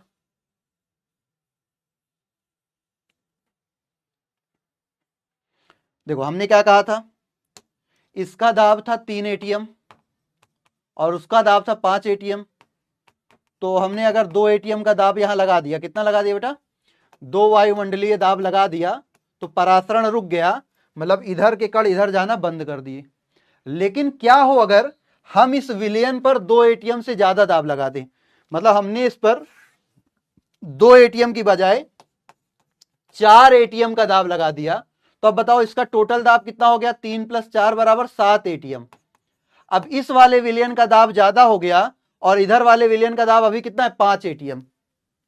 जब हमने परासरण दाब कितना था, 2 था, हमने परासरण दाब से ज्यादा दाब लगा दिया, 4 एटीएम का दाब लगा दिया, तो भाई साहब अब इस ज्यादा सांद्रता वाले विलयन का वाष्प दाब ज्यादा हो गया, ज्यादा सांद्रता वाले विलयन का वाष्प दाब ज्यादा हो गया और इसका वाष्प दाब कम हो गया। अब ये वाष्प दाब बराबर करने के लिए क्या करेंगे, अब ये ज्यादा दाब वाला विलयन विलायक के कणों को कम सांद्रता की ओर भेजने लगेगा। ज्यादा वाष्प दाब वाला विलयन विलायक के कणों को कम सांद्रता की ओर भेजने लगेगा। मतलब क्या हो रहा है कि जब हम परासरण दाब से ज्यादा दाब लगा दे रहे हैं तो विलायक के कण ज्यादा सांद्रता से कम सांद्रता की ओर भागने लग रहे हैं। क्या कर रहे हैं, ज्यादा सांद्रता से कम सांद्रता की ओर भाग रहे हैं। इसी को क्या बोलते हैं बेटा, इसी को बोलते हैं व्युत्क्रम परासरण। मतलब अब परासरण कहां होने लगा, उल्टी दिशा में। परासरण कहां होने लगा बेटा, उल्टी दिशा में। व्युत्क्रम परासरण, परासरण कहां होने लगा, उल्टी दिशा में होने लगा। परासरण कहां होने लगा बेटा, उल्टी दिशा में। सत्यांशु बेटा अभी कराते हैं, टॉपिक हो जाए कराते हैं बस इसके बाद, ठीक है। चलो तो यही कहानी है कि जब किसी विलयन पर परासरण दाब से ज्यादा दाब लगा दोगे, जब किसी विलयन पर परासरण दाब से अधिक दाब लगाया जाता है तो विलायक के कण अर्धपारगम्य झिल्ली से होकर अधिक सांद्रता से कम सांद्रता की ओर गति करते हैं। इसे ही व्युत्क्रम परासरण कहते हैं। अब आपसे पूछता है व्युत्क्रम परासरण, आपके घरों में लगा होता है ना आरओ, जिसको आप बोलते हो आरओ, तो देखो ये आर और ये ओ, इसी का फुल फॉर्म तो है रिवर्स ऑस्मोसिस। तो आरओ का यूज क्यों करते हो घरों में, पानी को शुद्ध करने के लिए, पानी को शुद्ध करने के लिए, पानी की कठोरता दूर करने के लिए, है ना। और जो समुद्री जल होते हैं उनमें से पानी से नमक को अलग करने के लिए। तो यही तो आरओ है, रिवर्स ऑस्मोसिस। जो घरों में लगता है ना आरओ आरओ बोलते रहते हो, आरओ का फुल फॉर्म क्या था, यही रिवर्स ऑस्मोसिस। तो इसका प्रयोग क्यों करते हैं, जल के शोधन में। तो वही है, इसका प्रयोग जल की कठोरता दूर करने में तथा जल को शुद्ध करने में किया जाता है, ठीक है। अब इसके बाद व्युत्क्रम परासरण जो है बेटा, व्युत्क्रम परासरण की अगर हम बात करें तो देखो इसमें दाब बहुत अधिक लगा, परासरण दाब से भी ज्यादा दाब लगाया। तो व्युत्क्रम परासरण में दाब ज्यादा लगता है। तो ज्यादा दाब लगेगा तो हमें एक ऐसी अर्धपारगम्य झिल्ली लगानी होती है जो ज्यादा दाब को सह सके। पता चला हमने विलयन पे ज्यादा दाब लगा दिया और ये पन्नी दाब सह नहीं पाई, पन्नी फट गई, दोनों विलयन मिल गए, दोनों विलयन क्या हो गए, मिल गए। तो परासरण दाब में बहुत ज्यादा दाब की आवश्यकता होती है, परासरण दाब में बहुत ज्यादा दाब की आवश्यकता, मतलब व्युत्क्रम परासरण में ज्यादा दाब की आवश्यकता होती है, व्युत्क्रम परासरण में ज्यादा दाब की आवश्यकता होती है। इसीलिए जो झिल्ली लगाई जाती है, ऐसी झिल्ली लगाई जाती है जो ज्यादा दाब सह सके। पता चला इधर दाब लगाया, झिल्ली फट गई, दोनों विलयन मिल गए। तो इसलिए प्रतिलोम परासरण के लिए आवश्यक दाब, इसी व्युत्क्रम परासरण को ही प्रतिलोम परासरण भी कहते हैं। व्युत्क्रम परासरण को ही क्या बोलते हैं, प्रतिलोम परासरण भी कहते हैं।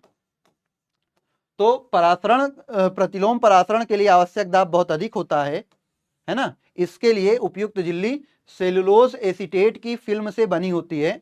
सेलुलोज एसीटेट जल के लिए पारगम्य है परंतु समुद्री जल में उपस्थित अशुद्धियों और आयनों के लिए नहीं। वही कहानी है कि जो आपका अर्धपारगम्य झिल्ली वो विलायक के लिए पारगम्य, मतलब विलायक को निकलने देगा लेकिन विलेय को निकलने नहीं देगा। बस यही कहानी है, बस यही कहानी है। तो ये हो गया व्युत्क्रम परासरण, ठीक है, व्युत्क्रम परासरण। अब हम आपको एक छोटी सी बात बताते हैं जो आपके टेस्ट के लिए बहुत जरूरी है। किसके लिए बेटा, टेस्ट के लिए बहुत जरूरी है। आपसे फिर इसके बाद क्वेश्चन करेंगे, परासरण दाब के क्वेश्चन करेंगे। ये क्वेश्चन है आपके परासरण दाब के, लेकिन क्योंकि आपका 10 तारीख को टेस्ट है और कल शायद क्लास ना हो पाए तो टेस्ट में कुछ ऐसे क्वेश्चंस हैं जो आप शायद ना बना पाओ, इसलिए उनसे संबंधित कुछ हम बात आपको बता देते हैं ताकि आपको ऐसा लगे कि कोई आउट ऑफ सिलेबस चीज आ गई, ठीक है, कोई आउट ऑफ सिलेबस चीज आ गई। तो इसलिए उसको 5 मिनट का डिस्कशन है, उसको कर लेते हैं, फिर इसके भी क्वेश्चन करेंगे, ठीक है। 5 मिनट का डिस्कशन है, उसको कर लेते हैं। इसको हम अगली क्लास में डिटेल में पढ़ाएंगे, लेकिन अभी उतना बता देते हैं जितना आपको टेस्ट के लिए काम आ जाए, जितना आपके टेस्ट के लिए काम आ जाए, ठीक है। वांट ऑफ गुणांक क्या होता है, वांट ऑफ गुण, हाँ ये थ्योरी लिखनी पड़ेगी। वांट ऑफ गुणांक क्या होता है, वांट ऑफ गुणांक का सिंपल सा मतलब समझिएगा, जब भी कोई पदार्थ विलयन में वियोजित या संगुणित हो जाए, टूट जाए या जुड़ जाए, जब कोई पदार्थ विलयन में टूट जाए या जुड़ जाए तो फिर उसके विलयन में गुण भी बदल जाते हैं और उनको दर्शाने के लिए हम वांट ऑफ गुणांक का प्रयोग करते हैं। अभी केवल ये समझो, अभी आपको जो एग्जाम के लिए आपके फॉर टेस्ट पर्पस, हम जो आपको टेस्ट पर्पस के लिए बता रहे हैं वो आपको हम केवल 100% वियोजन के लिए बता रहे हैं। किसके लिए, 100% वियोजन के लिए, 100% वियोजन के लिए। देखो वांट ऑफ गुणांक को आई से लिखते हैं। अभी केवल ये समझो आई का मान निकालना और इससे क्वेश्चन कैसे करोगे जो आपके टेस्ट में पूछे हैं हमने, उसके लिए आप केवल समझ लो, बाकी नेक्स्ट क्लास में इसका डिटेल में बात करेंगे। तो जैसे आपका NaCl है बेटा, कौन है NaCl, तो NaCl को तोड़ दो तो क्या बनाएगा Na प्लस और Cl माइनस। तो बताओ इसने कितने आयन बनाए, एक और एक दो, एक धन आयन और एक ऋण आयन, तो इसका आई हो गया 2, इसका आई क्या हो गया बेटा 2। जैसे मान लो CaCl2 है तो ये टूटेगा तो क्या बनाएगा Ca2 plus and 2Cl minus, तो एक धनायन और दो ऋणायन, टोटल कितने आयन हो गए 3, तो इसका आई कितना हो जाएगा 3, इसका आई कितना हो जाएगा 3।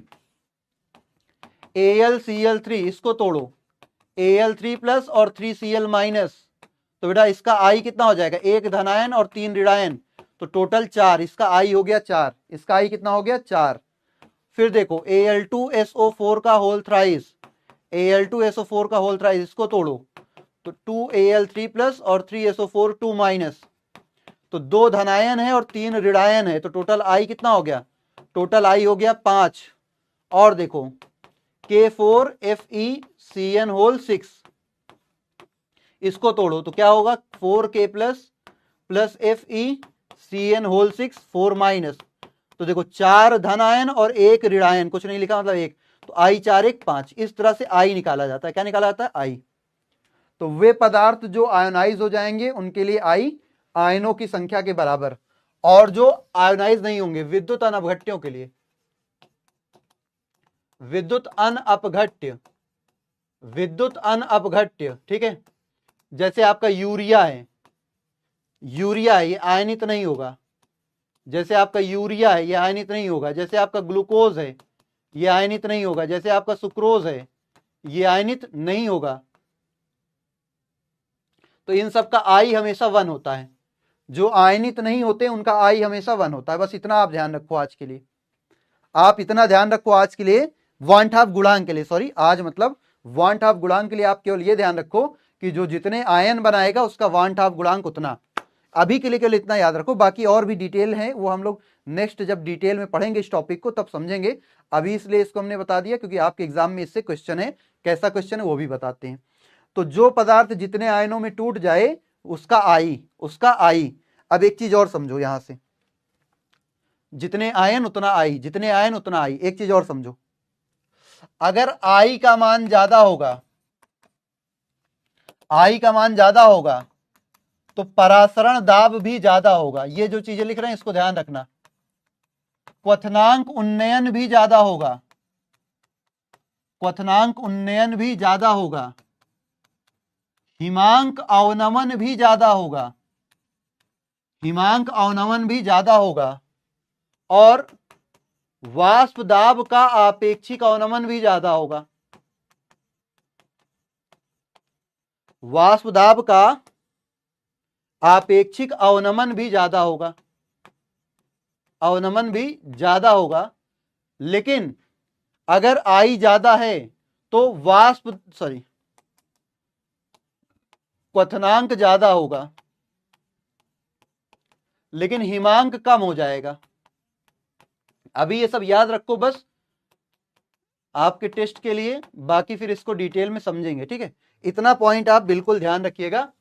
जब आई बढ़ता है तो परासरण दाब बढ़ता है, क्वथनांक का उन्नयन भी बढ़ता है, हिमांक का अवनमन भी बढ़ता है, वाष्प दाब का अपेक्षिक अवनमन भी बढ़ता है। लेकिन अगर हम केवल क्वथनांक की बात करें तो जो क्वथनांक होगा क्वथनांक घटेगा, जो क्वथनांक होगा क्वथनांक क्या होगा बेटा घटेगा, क्वथनांक क्या होगा, क्वथनांक आपका घटेगा, क्वथनांक बढ़ेगा, हिमांक घटेगा, वाष्प दाब घटेगा। ये बात आपको ध्यान रखनी है, ये बात आपको क्या करनी है बेटा ध्यान रखनी है कि आई बढ़ने पर परासरण दाब क्या क्या बढ़ेगा वो ध्यान रखो।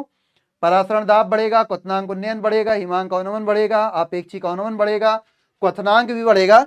केवल 2 चीजें हैं जो घटती हैं, इनको आप अलग से ध्यान रखो कि केवल 2 चीजें घटती हैं, हिमांक और वाष्प दाब। हिमांक और वाष्प दाब 2 चीजें घटती हैं, बाकी सब बढ़ता है। 2 चीजें घटती हैं, बाकी सब बढ़ता है। तो इसके टेस्ट में क्वेश्चन कैसे आए हुए हैं हम आपको एक डेमो दिखा दे रहे हैं ताकि आप उस तरह के क्वेश्चन मिले टेस्ट में तो आप कर लीजिए, नहीं फिर कहोगे sir out of syllabus, out of syllabus. तो ऐसा थोड़ी, आउट ऑफ सिलेबस नहीं। देखो ये जैसे ये है, जैसे जैसे ये है, और समझो आई के साथ सांद्रता का गुणा करो। इसमें हम यहां एक इस पेज में और लिख दे रहे हैं, इस पेज में और लिख दे रहे हैं। एक और जरूरी बात, आई के साथ साथ क्या देखना, आई इंटू सी भी देखना होता है। ये बातें दोनों पर लागू हैं, आई और आई इंटू सी। अगर सांद्रता समान है, अगर सांद्रता समान है तो केवल आई देख लो, और सांद्रता अलग अलग है तो आई इंटू सी का मान देखो। अगर सांद्रता समान है तो केवल आई देख लो, और सांद्रता अलग अलग है तो आई इंटू सी का मान देख लो, आई इंटू सी का मान देख लो। देखो अब क्वेश्चन देखते हैं। आ जाओ क्वेश्चन बाबू, कहाँ हो तुम, कहाँ हो तुम, आ जाओ आ जाओ आ जाओ आ जाओ आ जाओ आ जाओ। हाँ, जैसे ये देखो, ये क्या कह रहा है, कह रहा है कि BaCl2 जिसके लिए T1 है और KCl जिसको हम T2 से लिख रहे हैं, के अति तनु विलयनों के क्वथनांकों में संबंध है। क्वथनांकों में क्या संबंध है? तो अभी हमने क्या कहा था, अगर सांद्रता समान है, क्या समान है, सांद्रता समान है, तो केवल ये देखो कि जिसका आई ज्यादा उसका क्वथनांक ज्यादा, जिसका आई ज्यादा उसका क्वथनांक ज्यादा, यही तो बोला था अभी हमने। अगर सांद्रता समान है तो जिसका आई ज्यादा उसका क्वथनांक ज्यादा। BaCl2 को तोड़ लो, BaCl2 बनाएगा Ba2 + 2Cl माइनस, तो इसका आई कितना हो गया 3, देखो एक धन आयन 2 ऋण आयन। और KCl को तोड़ लो, क्या बनाएगा K+ और Cl माइनस, तो इसका आई कितना 2। तो बेटा जिसका T1 मतलब जिसका आई ज्यादा उसके लिए क्वथनांक ज्यादा, जिसका आई कम उसके लिए क्वथनांक कम, जिसका आई ज्यादा उसका क्वथनांक ज्यादा, जिसका आई कम उसका क्वथनांक कम, जिसका आई ज्यादा उसका क्वथनांक ज्यादा, जिसका आई कम उसका क्वथनांक कम। तो बेटा देखो T1 का आई ज्यादा है तो इसका T1 is greater than T2, ये बी ऑप्शन बिल्कुल तौसीफ अंसारी, बी ऑप्शन बिल्कुल बेटा, बी ऑप्शन इसका सही है, इसका बी ऑप्शन बिल्कुल सही है, इसका बी ऑप्शन सही है।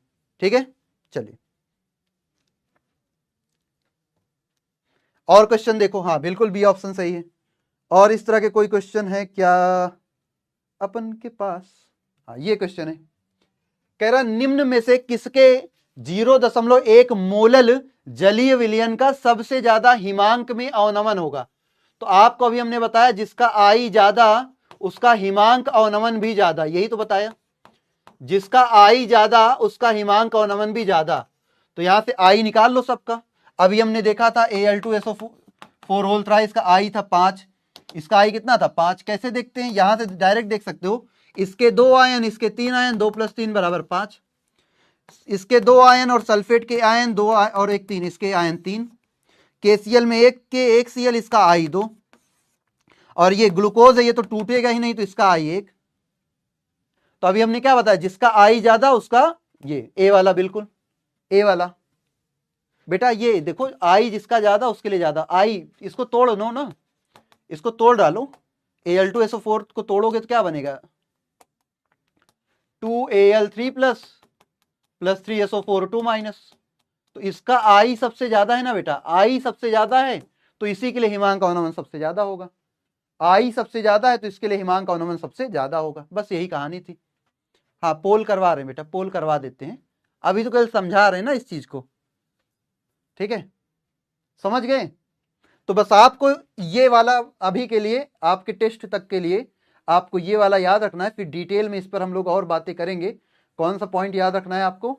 तो सर आपने जो अभी बताया वो पॉइंट हम याद रखेंगे। ठीक है, बहुत प्यारे बच्चे, ये वाला जिसका आई ज्यादा उसके लिए। हाँ पोल देते हैं बेटा, आप क्वेश्चन करते हैं ना अपने टॉपिक वाले तो पोल दे रहे हैं। ठीक है, समझ गए आई वाले क्वेश्चन कैसे करने हैं?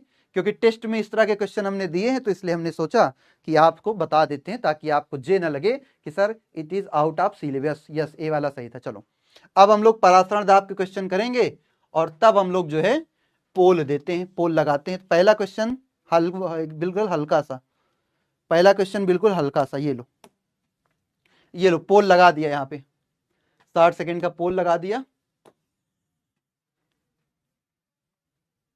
ये पोल लगा दिया। अब इसमें ध्यान दो,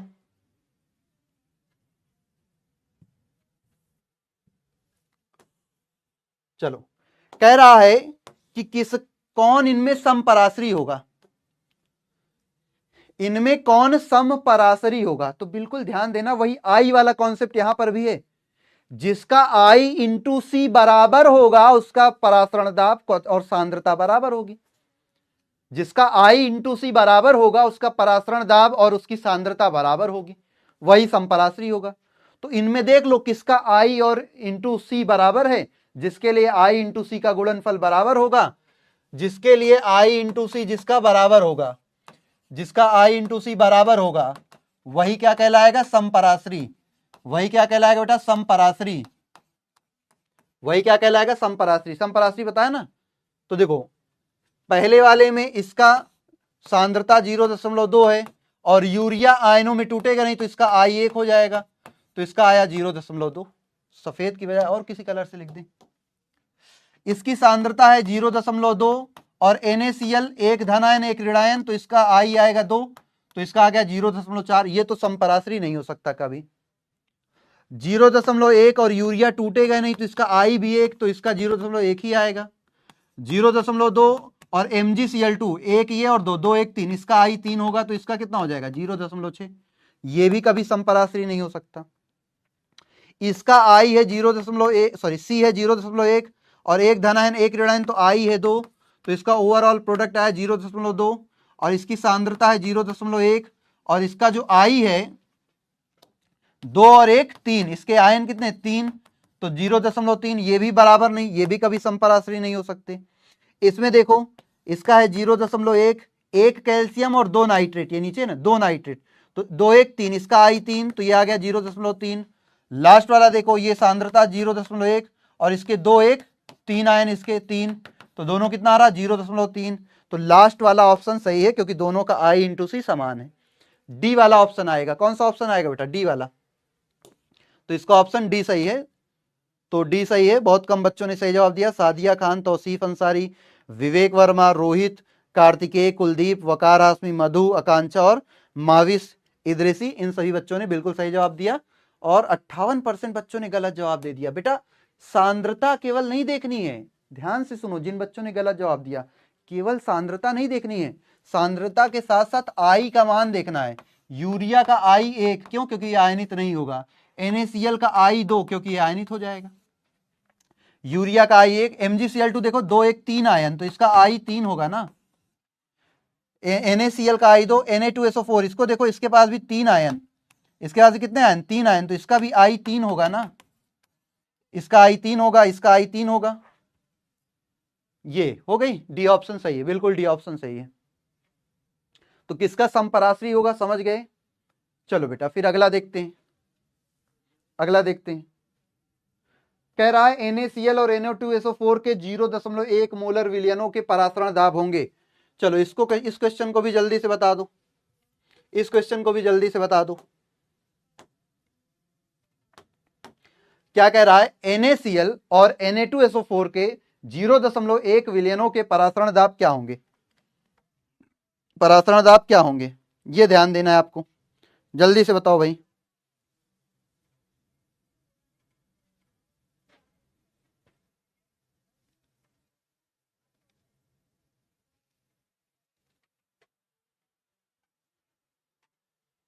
बताओ बेटा।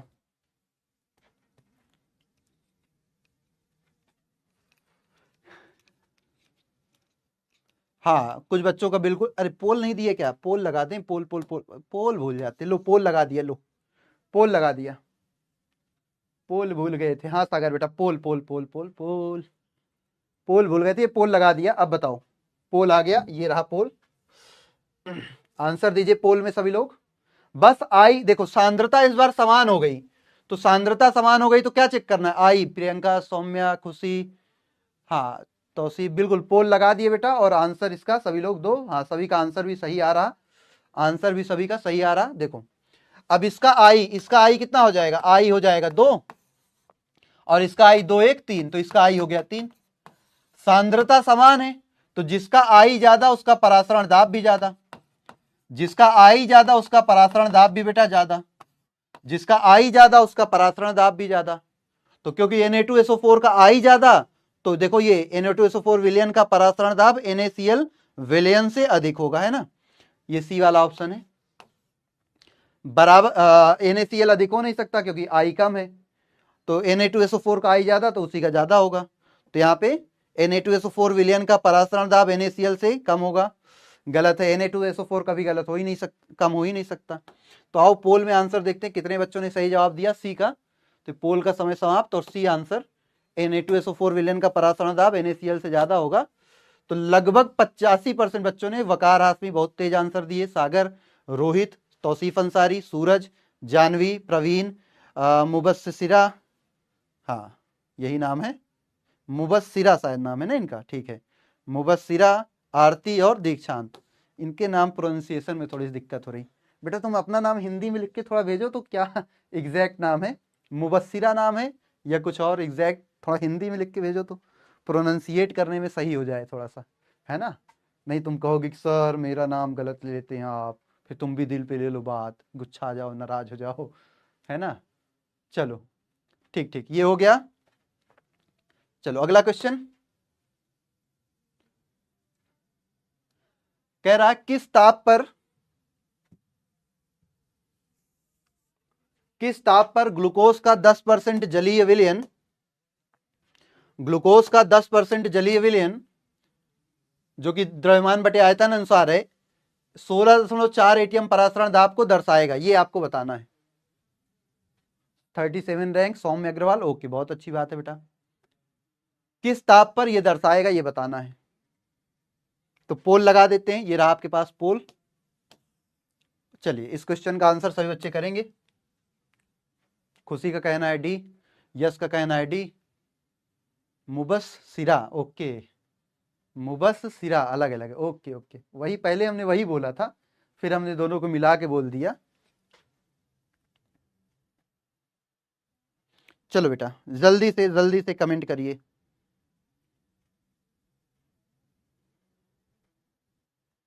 जल्दी से कमेंट करिए।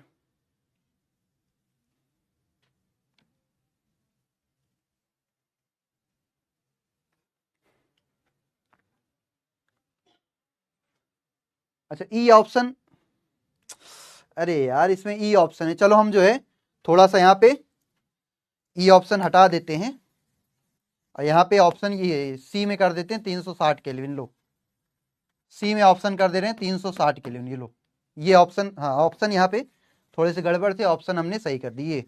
जल्दी से आंसर कर दो नहीं पोल का समय हो जाएगा समाप्त। ये लो ई ऑप्शन ही गायब कर दिया, सी ऑप्शन में कर दिया 360 केल्विन, सी ऑप्शन में सही कर दिया हमने 360 केल्विन। चलो जल्दी से कर दो इसको आंसर, सी ऑप्शन हमने कर दिया 360 केल्विन। हाँ भूल गए थे कि ई ऑप्शन नहीं है, ये सी कर दिया हमने, ये सी कर दिया, ठीक है। हाँ अब जल्दी से आंसर दे दो सभी लोग। चलो आओ अब देखते हैं।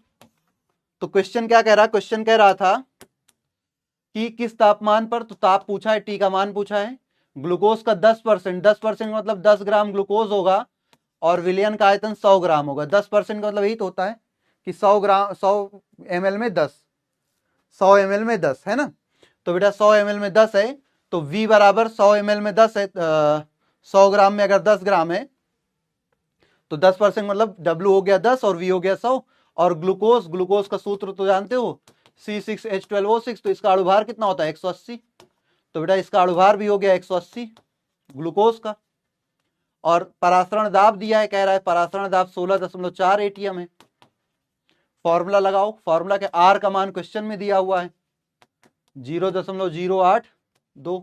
फॉर्मूला लगाओ, pi equal to S into W into T into 1000 upon M into capital V. Pi का मान 16.4 बराबर एस का मान, एस मतलब भाई आर, एस या आर दोनों एक ही चीज है, 0.082।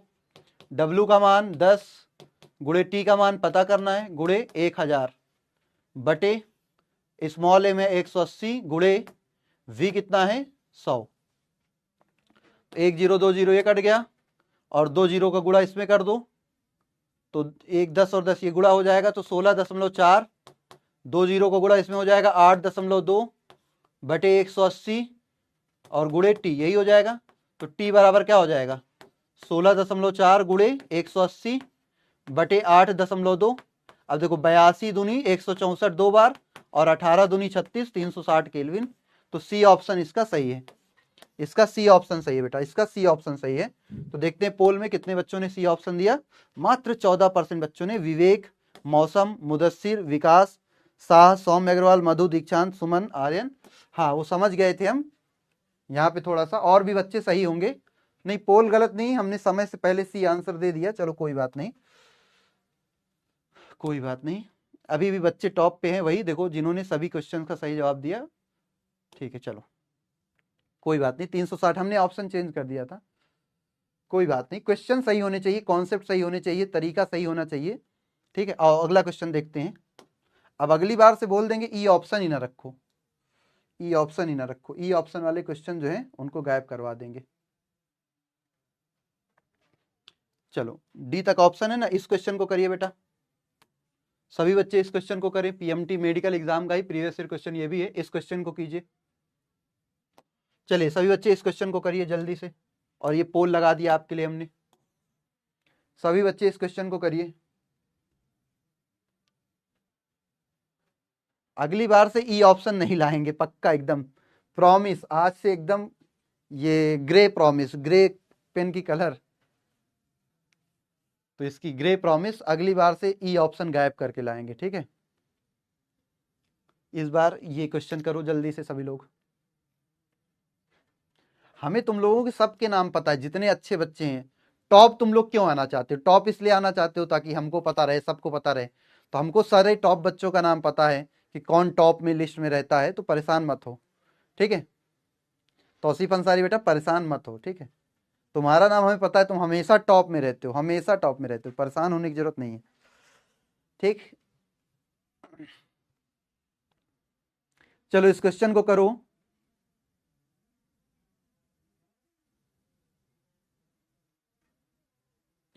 पोल का समय होने वाला है समाप्त।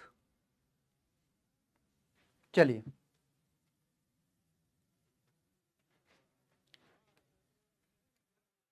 चलो बेटा बहुत सिंपल सा है, कह रहा है 150 डिग्री सेल्सियस, तो 150 डिग्री सेल्सियस का मतलब बेटा ताप दिया है, ताप है 150 डिग्री सेल्सियस, मतलब इसको केल्विन में बदल लो। तो केल्विन में बदल लोगे तो कितना आ जाएगा, 3 7 5 12 2 हासिल 1, ये 423 केल्विन।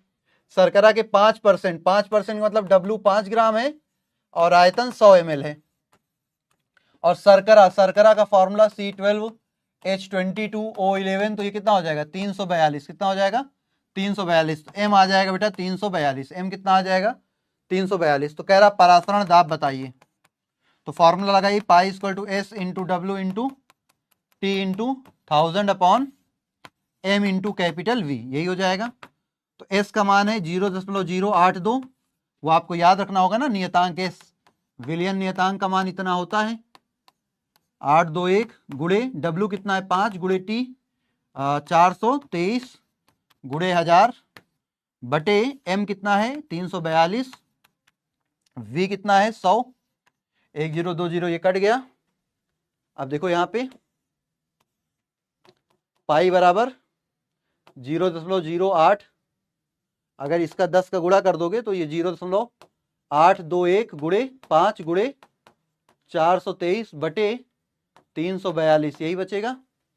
अब इसको भी अगर गुणा कर दिया जाए तो 5 एकम 5, 5 दूनी 10, 8 पंच 40, 40 एक 41, तो आ जाएगा 4 दशमलव इतना गुड़े 423 बटे 342, तो लगभग 5.078 के करीब आना चाहिए। देख लेते हैं इसको डिवाइड करके, डिवाइड कर दें तो क्या हो जाएगा 0.0821 into 5 into 423 divided by 342।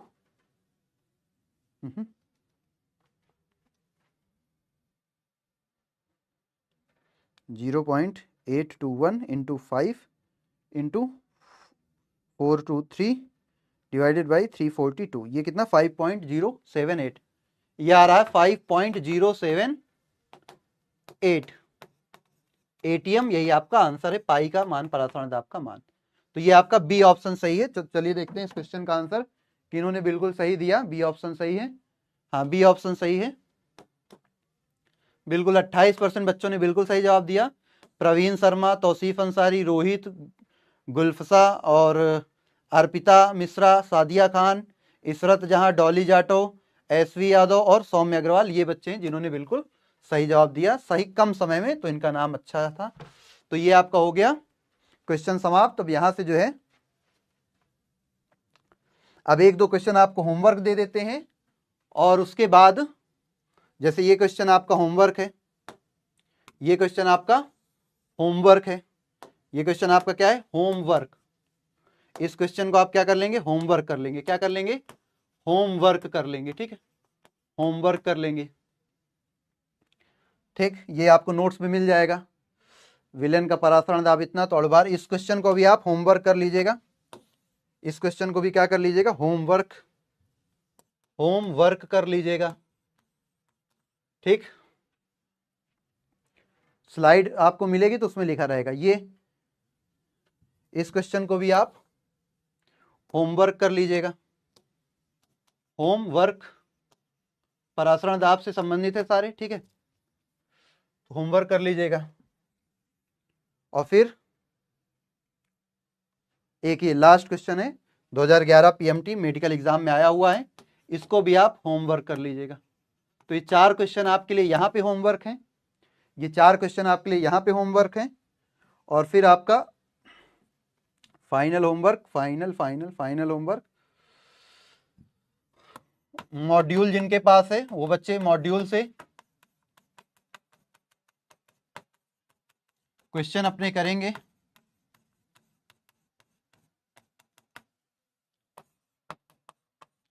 Question number किससे रिलेटेड, परासरण दाब से रिलेटेड जो भी क्वेश्चन होंगे, परासरण दाब से संबंधित जो भी क्वेश्चन है उसको आप कर लीजिएगा, परासरण दाब से संबंधित जो भी मॉड्यूल में क्वेश्चन होंगे उनको आप कर लीजिएगा, ठीक है।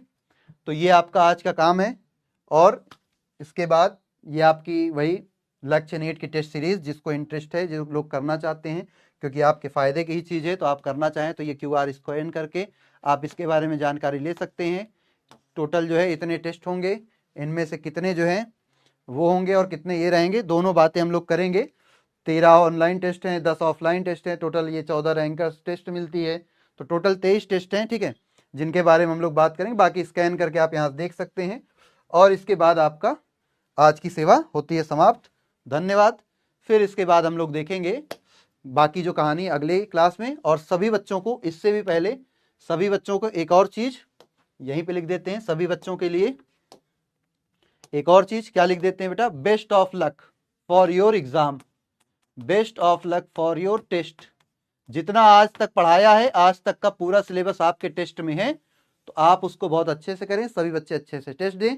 कोई भी बच्चा टेस्ट छोड़ के भागेगा नहीं, ऐसा नहीं करना है कि हमने नहीं पढ़ा है, हमारी तैयारी नहीं हुई है तो हम टेस्ट नहीं देंगे, ऐसा कोई भी बच्चा नहीं करेगा, ऐसा कोई बच्चा नहीं करेगा। जितने बच्चे क्लास में हैं सब लोग टेस्ट देंगे। टेस्ट इसलिए दिया जाता है कॉन्फिडेंस बढ़े, तो टेस्ट छोड़कर मत भागना, टेस्ट को जरूर देना, अच्छा करना, बाकी सब चीजें अच्छी रहेंगी ही। लीडर बोर्ड दिखा दें, लीडर बोर्ड भी देख लो बेटा, ये लो लीडर बोर्ड, सादिया, तौसीफ, सौम्य अग्रवाल, वकार, हाशमी, मुदस्सिर, मधु और आर्यन, प्रवीण, अर्पिता, ये बच्चे हैं टॉप में, ठीक है। तो ये रही आपकी लीडर बोर्ड। बाकी फिर मिलते हैं अगली क्लास में बढ़िया से, और कोई दिक्कत तो है नहीं, ठीक है। और बस हो गया सब, खत्म करते हैं, फिर मिलते हैं नेक्स्ट क्लास में, तब तक के लिए सभी को बाय बाय।